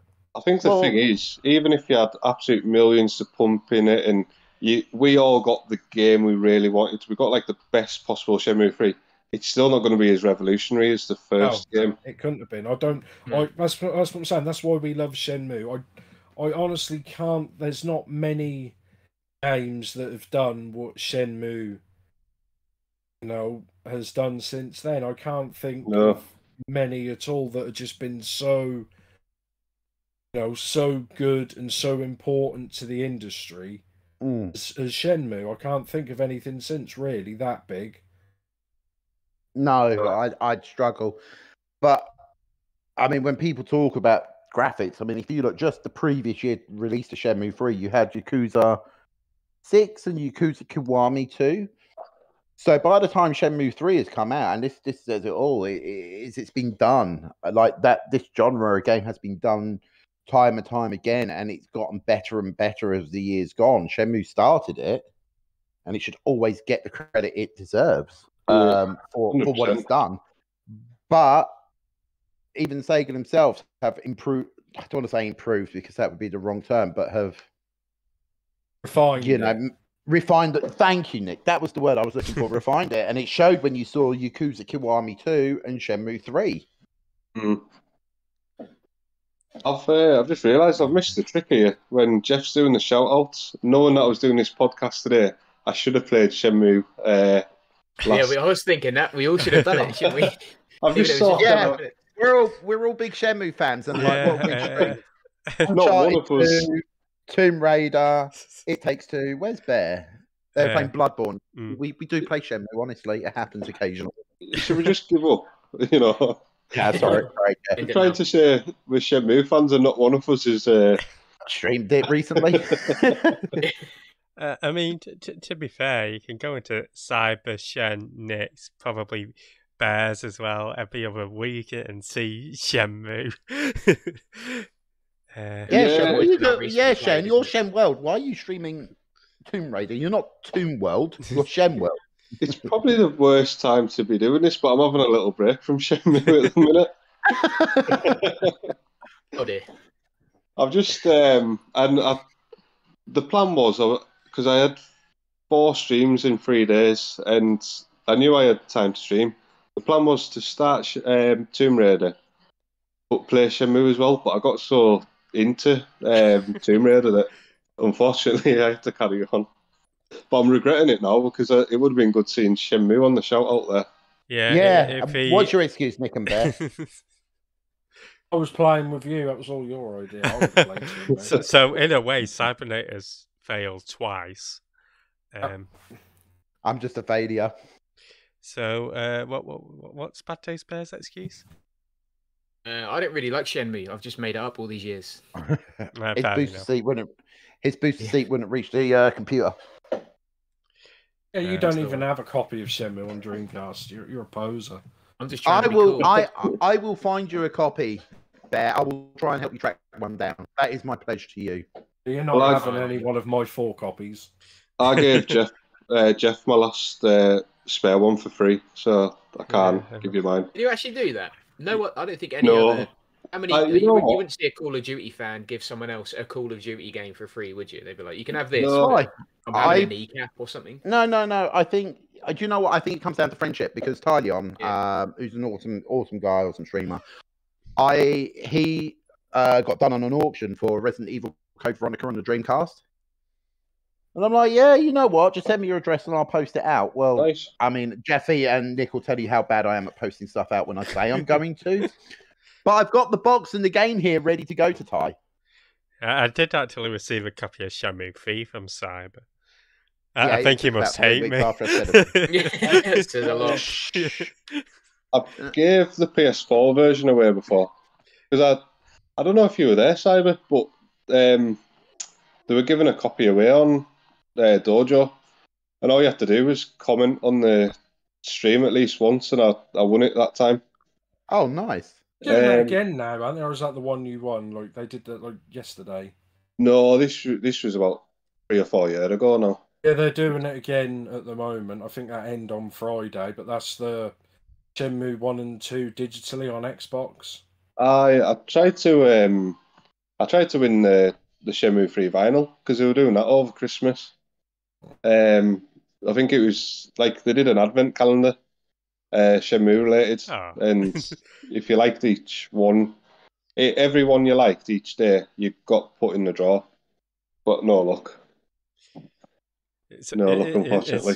Were you sort You of were like, lucky. You had me for life. Yeah, that's true. That's true. Were you like Rio when he does like the little lottery thing in the shop and it comes up as not a winner or stuff, and it's like No win. I see. Right. So I think we'll go on to the Shenmue anime. And really, what do you guys want to see from a Shenmue anime? Where do you want it to go? That's an easy one. I want to see it finish the story. So you want to see it conclude the story, not lead to I it. want the story. I want Shenmue concluded, whether it be in the game or on the anime. And I just hope, the one thing I will always say about the anime is I really hope it brings at least anime fans, over to and go, oh, this is a game. Oh, I've got to check out the game and get them into the Shenmue franchise.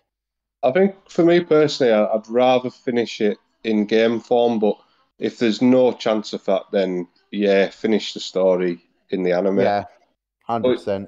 I think, yeah, like Si was saying, for me personally, just getting them anime fans in and hopefully sort of like reigniting the series. Also, the boat chapter would be good to see. The boat Because chapter. that was only ever a comic book, wasn't it? On Shenmue 2, yeah, you can unlock the comic book. So we know what basically happens in that chapter, but I'd rather actually see it. I kind of want them to put their own spin on the games, opposed to just trying to make them like for like. Well, yeah, because if Ryu walks around like as monotone as he does in the game, they're going to say, "What's wrong with this guy?" I want to see like 3 episodes where Rio's just playing Hang On. Yeah, that's all we want. We want him to beat the game. Can you imagine if, like, because Ben, Nick, Shen, and I ain't beating it anytime soon. you just imagine if like they actually do something like he's in the arcade playing Hang On, and then if you someone, and you go, "Why are you sitting there playing games? You've got to avenge your father's death." But yeah, it's one of those, because obviously they're not. I'm not sure how far. Is it 12 episodes they're doing this year?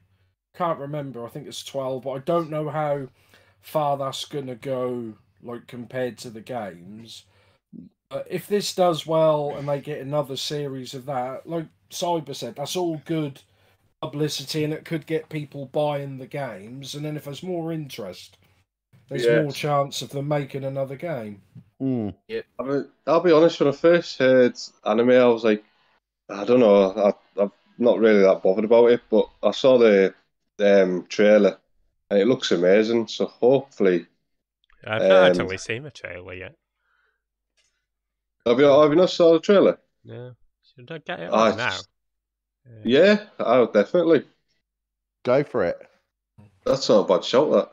I mean, I've been trying to avoid it a bit because I don't want to. Well, I say I don't want to spoil it, but I've seen some screenshots and stuff like that. But I think it's only a good come out and said straight away, we've got a 3-series deal, because that's on Crunchyroll, right? I think that's where it's on. Yeah. And they said we've got a 3-series deal. There's so many episodes.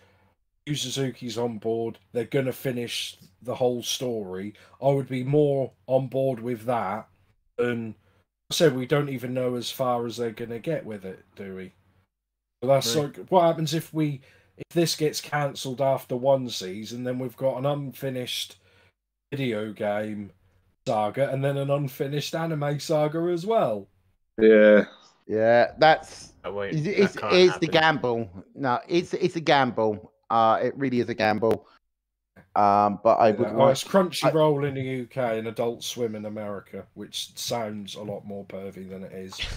Yeah, it sounds like where we're going to find NickFights. Right, he's playing the trailer. So. Nick from Norwich, shut your face. Sorry, I've not actually turned the volume of our... I can't see it because my phone's on charge. I've got it on the telly. So you got me on your big screen?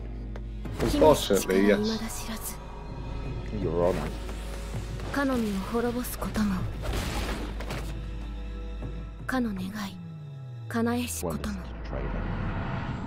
開口は我の古よりの定めなり地より現れし竜が黒雲をいざない天を覆うも舞い降りし鳳凰その翼によりて四風を生むがごとく漆黒の世は広がりしも明星は一つ産卵と輝く長き物語は今始まれり。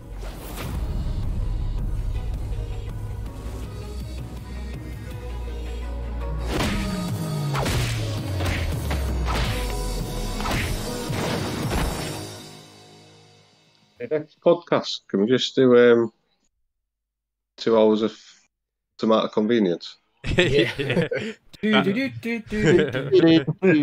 You can actually get like a 10-hour YouTube video or something daft like that. Oh, okay. Yeah, there is. I'm sure it was From what smart. I could see in that trailer, that's pretty much just the first game. I couldn't First see. one, yeah. I couldn't see anything from the second game, which is like I said. Someone, I'm not going to subscribe to that Crunchyroll for that, and I assume they'll bring it out on a DVD. Or Blu-ray or something. Yeah. I probably would buy that. It's a bit hit because some of that anime to buy is really expensive. I've known like one season of anime for like 60 quid. I mean, I bought my Dragon Ball Super set. I think it was about £100 on Blu-ray, but I waited about 3 years for that to come out. Have like all the discs together. Whereas if you'd have bought it individually, it was like £30 a season, so it would have been closer to 400 to buy them individually. Mm. I've heard a few people say it's been confirmed it's the first 2 games, but I've not actually saw anything myself. And in that trailer, I didn't see anything. But... No, there isn't anything at all. But I also think if it was either 12 or 13 episodes, it's maybe 2 games, maybe a bit too short, considering there's quite a lot in Shenmue 2 that happens as well. There is a lot in Shenmue 2. Oh my god, I am such a penis. I forgot on one of my favourite scenes in Shenmue 2. Mhm. Oh, mate. That was the, you know, when you go to... You're talking to Shuing and you find out all about her brother. That's a pretty Join good the thing. team, man. I was meant to mention that, sorry. No, it's okay. Don't apologise. Just don't make that mistake again. See, this is why Bear's got all these notes and he's wrote essays and stuff, and I'm like, I'm gonna wing it. It'll be fine. I think it's nice that Bear wrote all these notes. If you can get a Didn't wanna let screen you down, grab, mate. no, if you can get a screen grab of him, Bear, and pop him somewhere, it'll be I interesting. mean, they're quite. It's almost like what's the word? Not indecipherable. It's Unless you're me, you probably wouldn't understand Illegible, it. It's kind of, right? that's the word. Yeah, illegible. Yeah, or kind of a bit like some form of mystery code. Yeah. So, Bear's he's packaged to the pot. professional. Yeah. I wouldn't go that far. He's professional, and us idiots just turn up and go, let's just wing it. Yeah, we're wingers. Before we actually started the podcast, we had about 20 minutes about talking about Cyber's dick, I think. That's all. That should be a movie on its own. Yeah. In a Short short, series. yeah. what would we call it? Something Megatron. along the lines of disappointment, I think, would be in there somewhere. Definitely, I think. So, I think moving on from the anime, but what would you guys want to see a Shenmue 4? Would you want that to round off a series, to continue it? Do you like it to sort of go? What direction would you want it to go in? Definitely want to see a Shenmue 4. Ideally, not finish the series off, but realistically, it'd probably have to finish the series off because unless the anime is like a massive success, like more successful than we can ever imagine, I just can't see how a Shenmue 5 is ever going to happen. It'll be unfortunate because, like Nick said earlier, it'd mean condensing it, but I'd rather have a condensed Shenmue 4 with an ending than no Shenmue ending at all.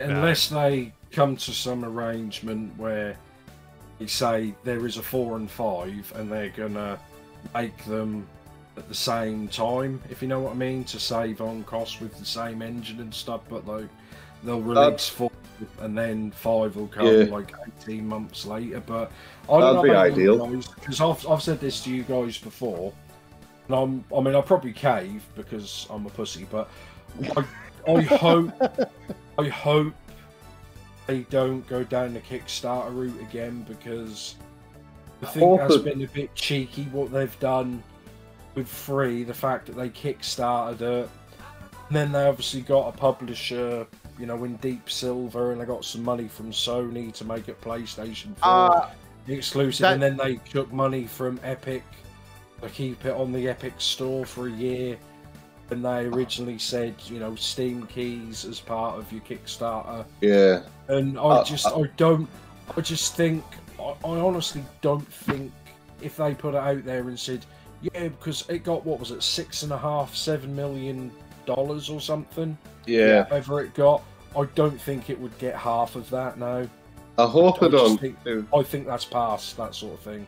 I hope I don't do a Kickstarter, but if they did, I'd have to back it. I know we would. That's why I said we're pussies, but that's just like... yeah, it's like... I think that would be... Because I remember, I think you said that, Jeff, you know the Mighty Number 9 guy?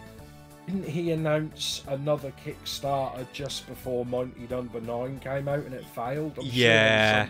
It was another one, I can't remember what it was called, and it didn't even get like 10% of what Mighty Number 9. I just think that's a bit cheeky to ask for money again.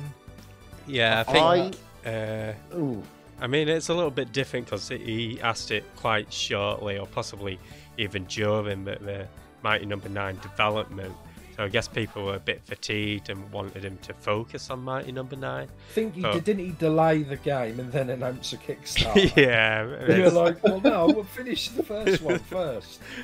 So, yeah, it's a little bit different, but I can sort of see what you mean if you're constantly asking people to fund. It's just the ambivalent. game. I probably would back it. I wouldn't back it a stupid amount, but... Did you all back Shenmue 3? Yeah. Did anybody remortgage your house to back it or anything? I think out of the Bear, you didn't, did you? I honestly didn't know. I'll be honest, I didn't know it was on Kickstarter. I didn't know about Kickstarter then. I had no idea what it was. I think out of the 3 of us, I backed it the most. I was like that with Broken Sword 5, Bear. I would have backed it, but I didn't know about it. Yeah, I would have done. I would have backed the Shenmue magazine if one of you bellends had told me. Yeah, you tell me, and you don't tell me there's that coming, and then Bear's sitting there on 2 copies, and I'm sitting there with 4 copies of Shenmue. I haven't got 2. If I had 2, I'd have given you one. I haven't got 2. I only got one. Me one. I think you could saw me anyway. Yeah, if I had 2, I'd send you a picture and say, wish you could have one, Nick. Yeah.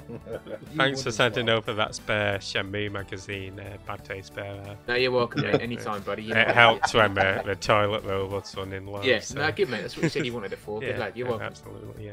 I think they're planning on doing a second one as well, aren't they? He is going to do another one, yeah. Yeah, didn't they? And they were going to possibly do because I emailed the guy. I actually said to him, "Hello, mate. My so-called friends didn't tell me you were doing it, and I missed it." And he did say, he emailed me back like really quickly and said they're planning to do another one at some point this year, but because of COVID, blah blah blah, sort of got pushed back. And he said he will try. He wants to do a tier where you could get last year's one as well. Okay. Yeah. Oh, nice. This will be a better magazine than yours, you know, with hookers and blackjack. Yeah. That's another thing. Like the fan base keeps this series alive so much, doesn't it? Like the amount of stuff you can get from the fans is crazy. Like, even between that gap of 2 and 3, like I didn't really feel that I was lacking Shenmue things, like you said, the merchandise and stuff. The replayability of 1 and 2, Kickstarters and things. There's always something even lightly in the background of Shenmue related, like people that want to keep it alive will will be making things or talking about it, or wasn't there even like an old school kind of pixelated game in the works that they were talking about? I can't remember what it was called, but there was what was it called? There was like a 64-bit game they were talking about. I don't think it ever came to fruition or anything. No, they originally. Shenmue was originally on Sega Saturn. There's a lot of footage of that out there. Yeah. That's probably what you're thinking. But weren't they going to? I thought they were going to redo something. I thought they were talking about making a version of it. Maybe it was just that. Maybe I kind of, looked at it and thought, oh my god, they're making something new. That was just wishful thinking. The Saturn version is like 1 and 2 combined though, because you've got the likes of Ren. There's screenshots and clips of Ren in it. They did announce Shenmue Online, which sort of never came out. And there was Shenmue didn't it come out in Mobile. Japan? Don't think it ever did. I think. Was it the mobile game that came out? Shenmue in Japan Mobile came out in Japan, and then died. Yeah, I thought Online came out in Japan for a bit. It was a fighting game on 3DS or DS, Bear, that had like Ryu in it as a fighter. Yeah. And that was like a 2D pixel. So maybe you were thinking of that. It was maybe it was that then. I think it was Project X Zone, I want to say, and Ryu was a playable character in that. Yeah, it could have been that. I think I just saw it and thought, oh my god, something new is coming. And obviously he was in Sega All Stars, where you could race on the bike and the forklift, which was just awesome. Has anyone got the Rio rubber duck, by the way? Oh yes, I've got that. Nick, I'm glad you told me that. No, but I'm glad you told me you had that, because I've been meaning to order that for your Christmas present, belated one, and I was going to get you that, and I've been meaning to get round to it. So you telling me you've got the Shenmue duck means I ain't got to order it for you. Sorry, mate, that was your Christmas present. I didn't realise it came in a little bathtub that said Shenmue on it. I thought that was a brilliant little touch. Yeah, I've got that, and I've got Leon Kennedy from Resi 2 in there. As well. I think they're good quality. Oh, they do Kiryu ones as well, don't you, Simon? Yeah, because what I was going to do was order myself the Kiryu one and the Rio one, and I was going to send them obviously to me, and I was just going to get Rio directly sent out to you. So I'm kind of glad you told me you had it, because that's been on my list I was for going to get you several Kiryu weeks. for your birthday this year, but now you've decided to not get me a Christmas present. Yeah, just ruined Christmas for Nick. Well, I got to say, Nick gave me the greatest birthday card ever last year. You obviously got it made up. Picture of Goro on the front saying, "Happy birthday." I've actually got it still. It's in my with some of my other Shenmue stuff. It had a picture and it's got a picture of Nick on the back, and it says Nick is a bell end. On the back of the car, but on the front I'm surprised they printed that. They must. But yeah, I got that card and I've treasured that. That is like with my Shenmue magazine that I forgot to tell Nick about. Yeah, just to rub it in, you've got Nick's face sniffing the magazine. That's the closest you're getting to it, Nick. Oh. Alright, so if everybody in chat just doesn't tell Nick when the next magazine comes out, and you can all get a coffee. Right, so I guess we'll move on to a big debate. There is no big debate. No, there isn't a debate, no. Right, I have prepared this. Right, I have been dying for this bit. This has been go. the bit I've been waiting for. Alright, so this is reasons why. This is reasons why Goro is better than Mark. Right, okay. Right, firstly, lay him on me. Goro has one of the best theme songs in Shenmue when he comes out. He's got your Yokosuka Blues. What has Mark got? Mark's got nothing. Right, here's the other thing. Lost lunch. Right, let me do Mark for you. Okay, and this is just how monotone Mark is, and it's like, oh my god. Hi Rio, you got yourself a girl. Family means everything. You should settle down. That's Mark. Here's Goro. Yo, bro, strolling and patrolling.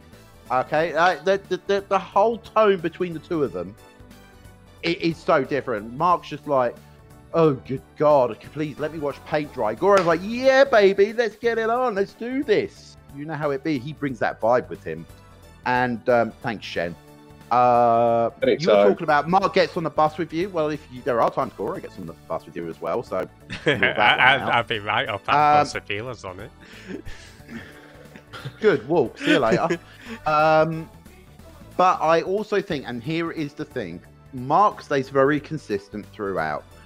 Goro is the one who I think makes the biggest change in Shenmue. Like when you first meet him, like, I hate that bit. We have to beat him up. That's my favourite bit. But he goes from being an absolute bellend, when you like the bully that he is. But then he goes on and he's like, all of a sudden he's gone from being a bully to being like the man who got you a job. All right, he did get help from May, but you still got a job because of Goro and May. And he then goes and he says, I'm going to settle down with May. I mean, I think May's what, 14 or something, or 15 in the game? 16, I think, in the game, isn't she? Or... She could be, but she's something like that. So Yeah. I think at that age in Japan, they can get married, or 16 or whatever. I don't know. I can't remember. Yeah, the fact that, and then you see Goro and he's like, yeah, look at me, I'm the man, and he bounces around. He's like proper bouncing everywhere. But he makes the biggest transition in the game. What does Mark do? Loses. Rio, Loses Rio, the lunch, yeah. get yourself a girl, settle down, means everything. And it's just like, oh my Cries god, about Mark, his you are brother so all the dumb. time. Oh, my brother. He's It's so- swimming with the fishes. Oh, grow up. So there you go. That is, that's pretty much it, really. You know, they're all my arguments for Goro being a better character, Does anybody? and he has better hair as well. I mean, he's like Elvis. You know what I mean? Just look at the two pictures that Jeff used. I mean, Goro there looks cool as fuck. Mark's just standing there. Mark's just standing there like, I don't know what to do. Goro's like, yo, bro. Goro looks pissed. Mark looks cool. Mark's just stood there He looks awkward. He looks like, you know, Yeah, I'll he take the looks- photo, but I'd rather go get beaten up. You know, that's what I'm used It's to. like, why are you looks shining like that he's looking for his spotlight on lunch. me? I don't feel happy. Right. Okay. I was going to ask: is anybody here a fan of Mark? A fan of Mark No. is the forklift truck racing. So technically, your the mark. forklift truck music could be his intro music, couldn't it? But no, just Could because Mark's be. in it, it's not his. I wouldn't know, because when you see Mark, does he get the forklift racing music when it's not forklift time? It might. You don't I associate- don't know. But I don't, like Shen and Bear. If you two guys don't back me up, I'll slap you both to the kingdom come. The thing is, I want to disagree Goro just has- with you. thank you. I just want some Goro- human contact. Several times you see Goro doing different things, like when he's telling you he's going to marry May. When he comes out, he's like, "Yo, dude," and whatnot, and you get a bit of your Coast Good Blues with it. I actually agree. It is Goro's theme tune, whilst the forklift music is just for the forklift race. It's not Mark, Yeah. it's just the forklift race. And just Mark just says a few words. Yeah. Almost time to go. On your mark. It's like, oh, you monotone, boring. I think he's actually trying to make a joke there where he says "on your mark," but it's just the way he says it just doesn't work. I don't get it. I think. I mean, I don't hate Mark. I just don't. I just think he's- Fukusan's a better. I think Fukusan's a better character.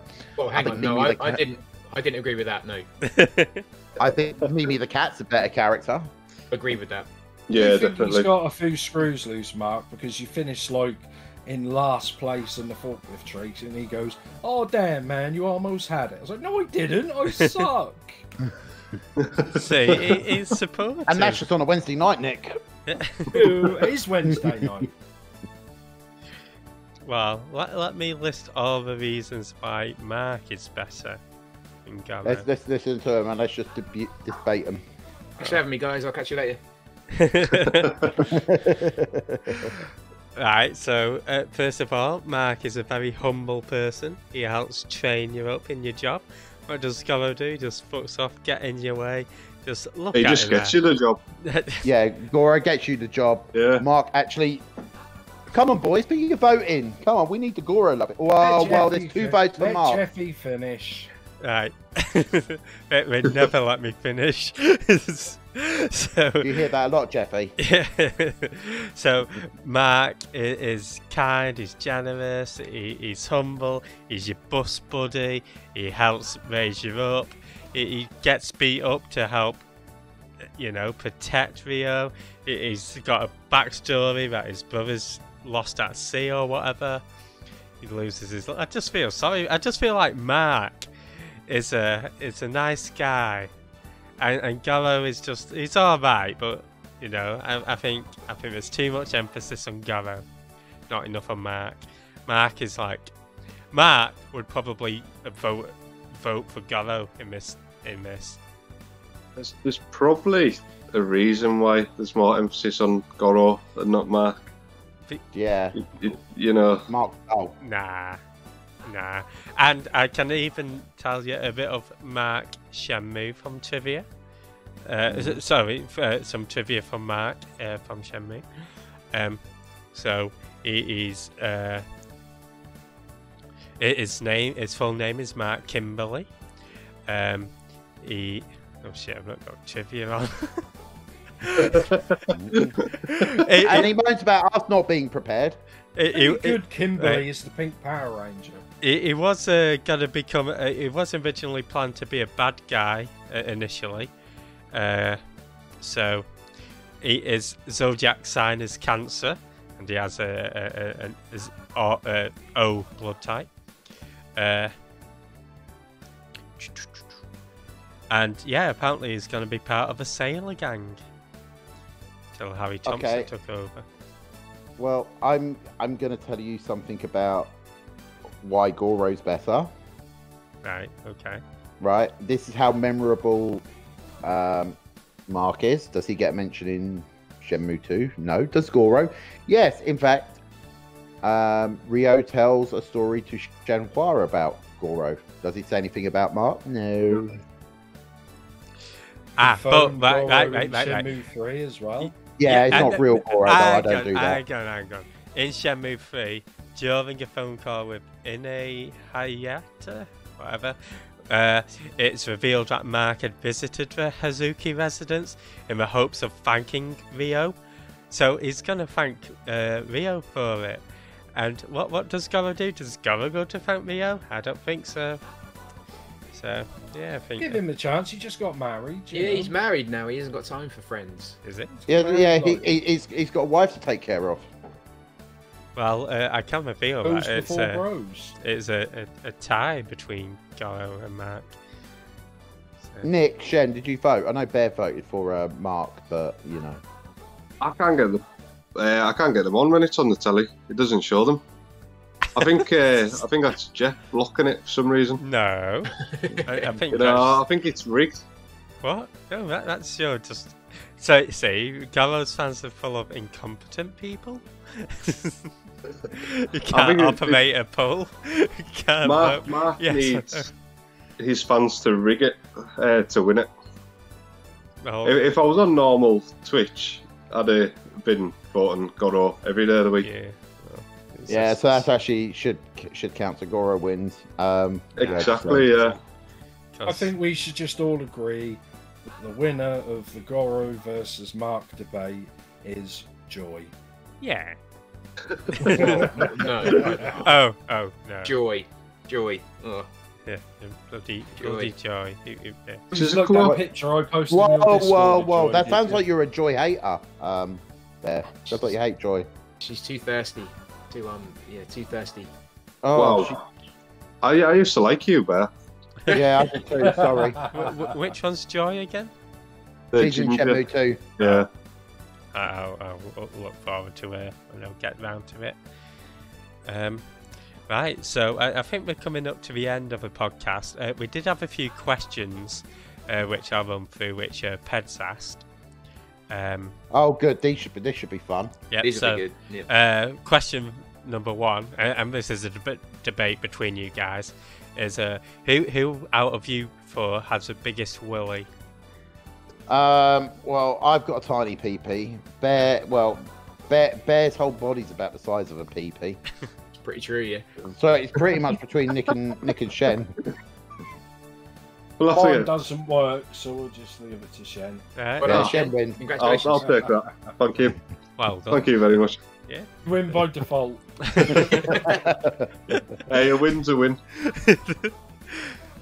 Right. So I think you guys have answered this already, but do you guys want a Shenmue 4? Yes. That's a resounding yes. 100%, yeah. But in game form, I want. Yeah. I don't want the anime to finish it off. I mean, I think the anime is a good thing, and I think it can only strengthen it. But I agree with Bear. The only way I'd disagree with that is if they said there's definitely not going to be a game to finish it off. We can only do it with the anime. Then I'd take second best then, but hopefully it doesn't come to that. Yeah. Right, and the last question is, this is sort of like a Shenmue question, but if you had to fuck anybody from Shenmue, who or what would it be? It's got to be Xu Ying. Yeah, she'd crack you with those thighs. Yeah. I genuinely think Nozomi is great wife material, but it'd be Joy for me. Yeah, I think Xu Ying just edges it over Joy for me. But I agree with Joy over Nozomi. No. I think if you're just talking about, a one night stand, then it'd be Joy. If you're talking about the whole marriage thing, it'd be Nozomi. Or Hotel Lady. Oh, No! Oh, what have I done? What have I said? Ine-san. That's another. Yeah, that's a good call. Ine-san, you know what I'm saying? You got love. No, what about Tobacco Shop Lady? No, yeah, but for me, Hotel Nyawu Lady. She's probably the best part about Shenmue 3, What, Hotel Lady? Especially the fact you get the T-shirt with the face on it as well. I want that T-shirt. Please make me that T-shirt, someone. I'd wear it with pride. I would as well.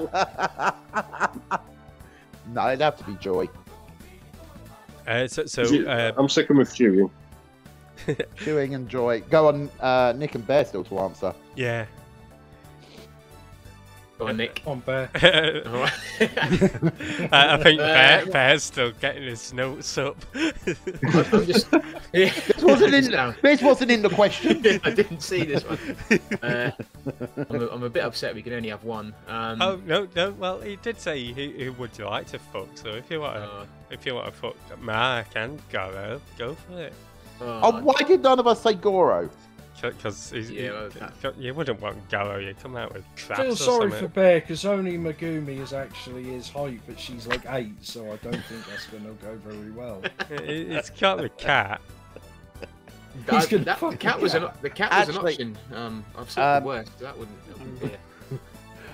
I'm going to be honest here. I actually always call my cat Mimi because I have a damaged shoulder.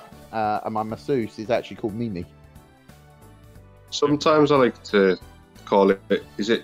What's the one beginning with C that pisses her off? And she the little Megumi actually gets angry at you. Yeah. Did you try calling her Cyber? Yeah, I did. Yeah, that was it. Ooh, so there is a poll up if anybody wants to vote for who you'd like to fuck. Well, Jeff wasn't on the list, otherwise it would have been Jeffy. Which one's Megumi?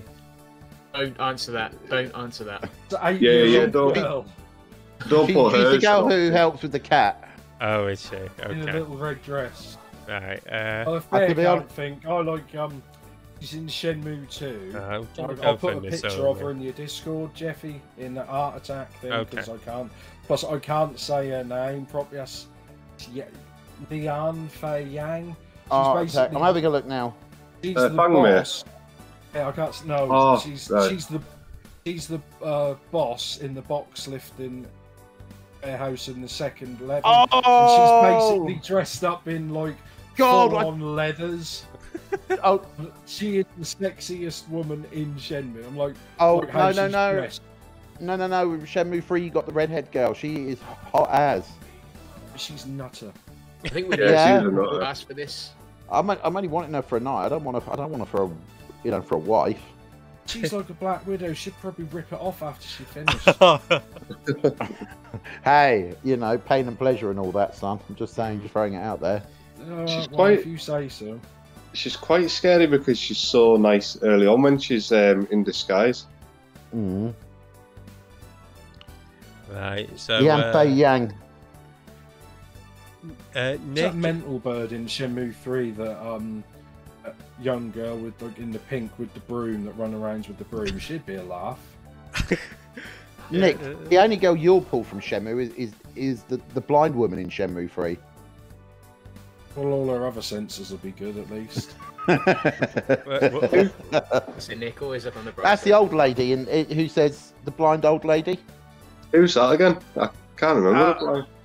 Oh, was it that she's that she's not very memorable? No, she's the one who she's going to help you, and then she tells you to get lost, No, I can't. and then she helps you at the end get in. You search a house to get into the. Oh, yes, and Bailu. Yeah, in Bailu. No, I know, I'm with you now. I know what you mean. Can't think of her name though. I haven't got a clue. Nah. So, which one would you rather, Fuka-san or Ine-san? Ina. Ine. You got you know bit of gilf loving. It's fine. Okay. I don't think Fuku-san would know what he was doing. Honestly, I think he'd just fumble around a lot. And then injure himself somehow. Just get injured. And then Oh, tell. pulled a muscle. Ouch! Yeah. Oh, Yeah. He's so you. Right, who's your worst character that you hate the most in all Shenmue? I think you all know who mine one is. Little on you little shit. Get in the sea. Right, Gobbo. Mark. Oh, well, I was going to say Fuxan, but Mark. Joy. Whoa! Bear, you're crossing a very fine line between me disowning you right now. Steve, get the hint, man. Rio isn't interested in anything. Mate, Especially you, Joy. Especially you, Joy. Get on your bike, pedal off. She's Hey, driving listen. too fast around the harbour in the first place. She's gonna hurt someone. Hmm. That isn't funny. That ain't cool. That ain't cool. Yeah, that's dangerous. It's dangerous, mate. It is dangerous. Mm. Yeah. No, Joy's Bear. She nearly killed Ryu like 3 times on that boat. She Bear. did. Yeah, she did. Yeah. You do realise it's after 9 PM now. You don't. It's not family friendly anymore. Oh, Oh, right. great, brilliant. Yeah, Joy's amazing. I love Joy. I think she has a cracking pair. Yeah. Cracking pair of eyes for anybody watching That's what I meant, sorry. in America who is at 1 a.m. 1 p.m. But for those in the UK, it means a cracking pair of tits. Sorry, who was yours, Nick? Huh? Who did you say for that? I missed it. Can't say a name. I put it in the thing. That's no, the worst character. But the the worst worst character, character, yeah. Wong, the little bastard. He nicked Oh, I Wong. spent Oh, hours mate! getting all my money ready for Shenmue 2, and that little git in his green jacket and his scrubby little face nicked her.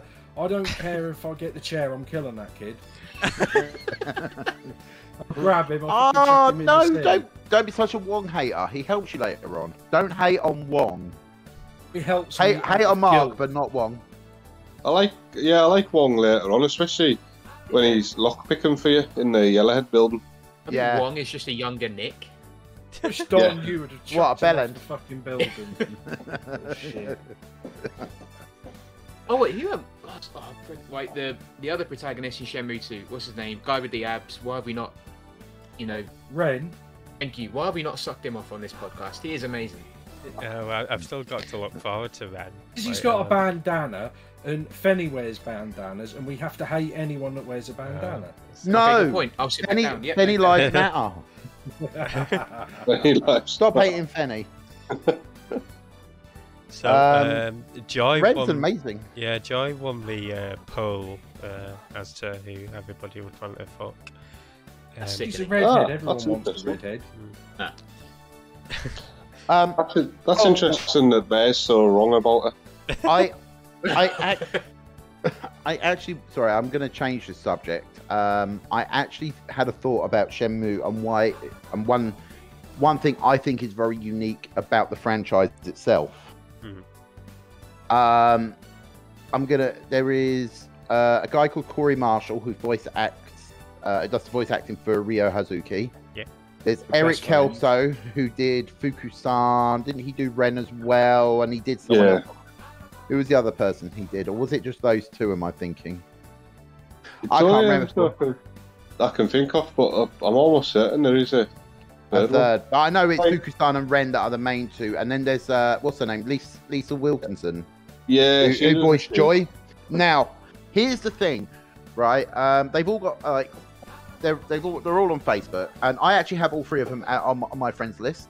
And what I love about them is how interactive they have been with other Shenmue fans and whatnot. I said, like, I thought, you know what, I'm just going to do this for shits and giggles, and I sent a message to Corey Marshall about the work I was doing on Twitch, and he said, like, oh wow, you know, he actually wrote a whole response to it. I literally fanboyed out when I woke up that Sunday morning with this whole response from Corey Marshall. I was like, oh my god. Corey Marshall's right back to me. I've actually had Lisa Wilkinson a few years ago wish me a happy birthday. Okay. I think you saw that, Shen, as well. You went, oh my god, that's class. Yeah, it was brilliant. That, like, That was 2019, I think that was. I was in, his yeah, it must have been 75th, wasn't it? 75th, 77th, around that sort of time. His 77th birthday. Yeah, I meant, something yeah. like that. Something like that. It's around that time. And I have actually had a response from Eric Kelso as well. Yeah, that's cool. So That is pretty cool.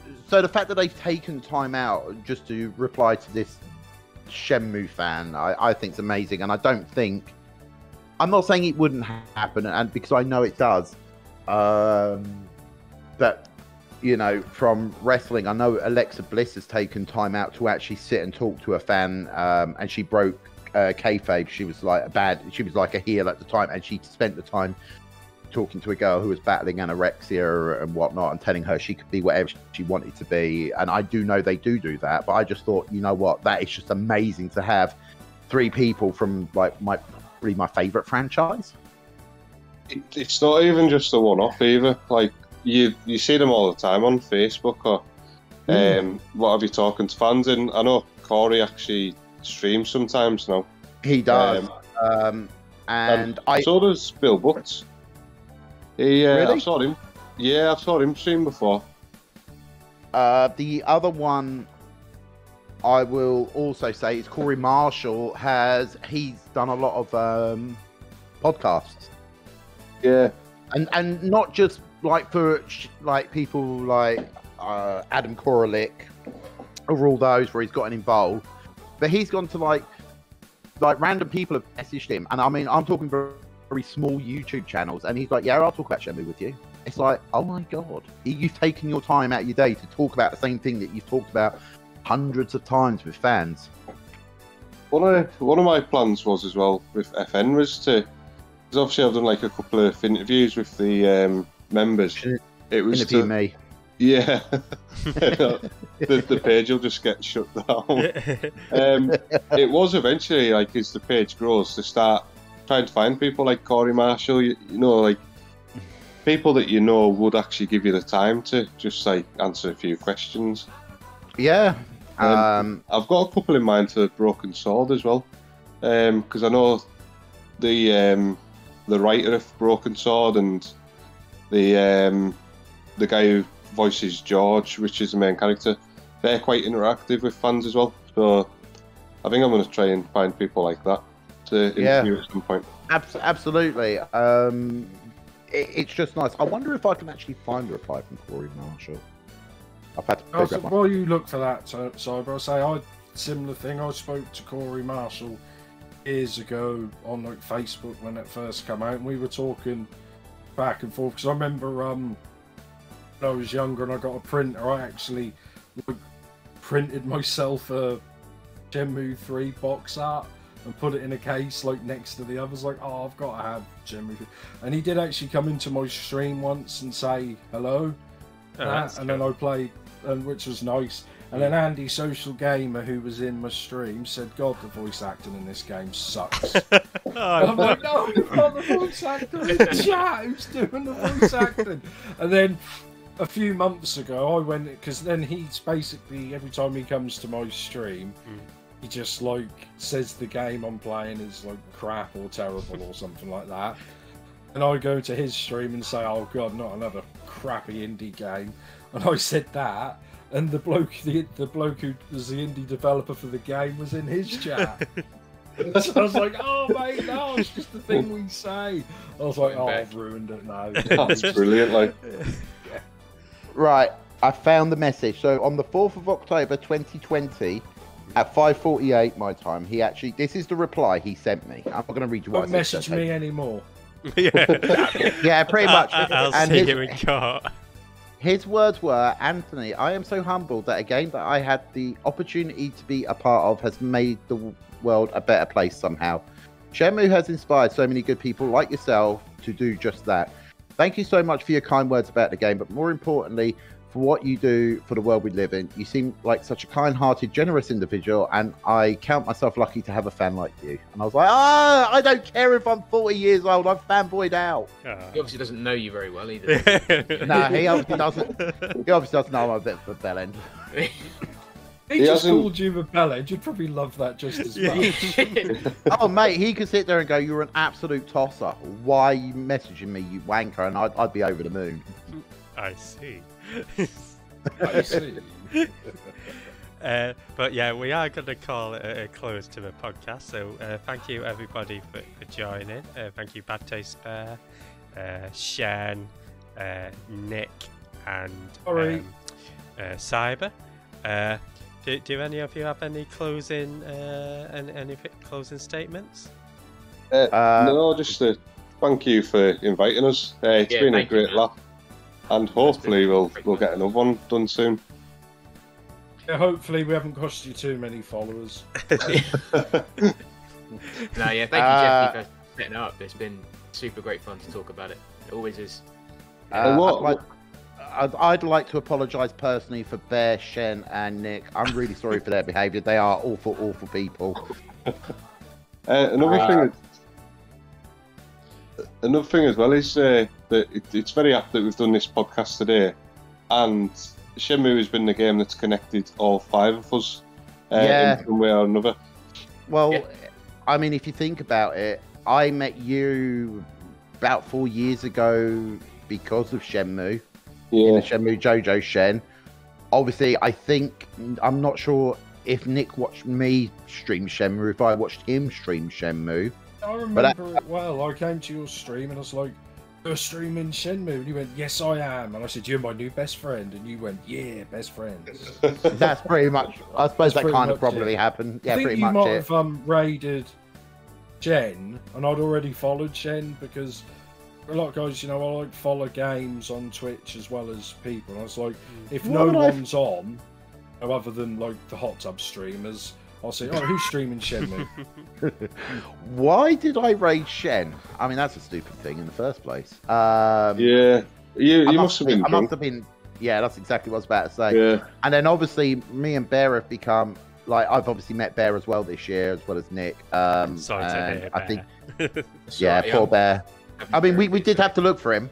I had to keep looking down, going, "Bear, where are you?" Kept stepping on but yeah, I'm sorry, Bear. I did apologise. But yeah, we've all been connected by Shenmue, and it's just so nice that we can all sit now and just literally abuse each other, and we've got all the banter going. And you've just got, and watching you stream Shenmue as well, Jeff. That was like awesome. I was like, oh my god, I just kind of wish you had done it while I wasn't at work. Because a lot of your streams on a Friday afternoon, I'm like, motherfucker. He streamed a game that's not Grandia. Yeah. Yeah, he did. He did. Can't believe it.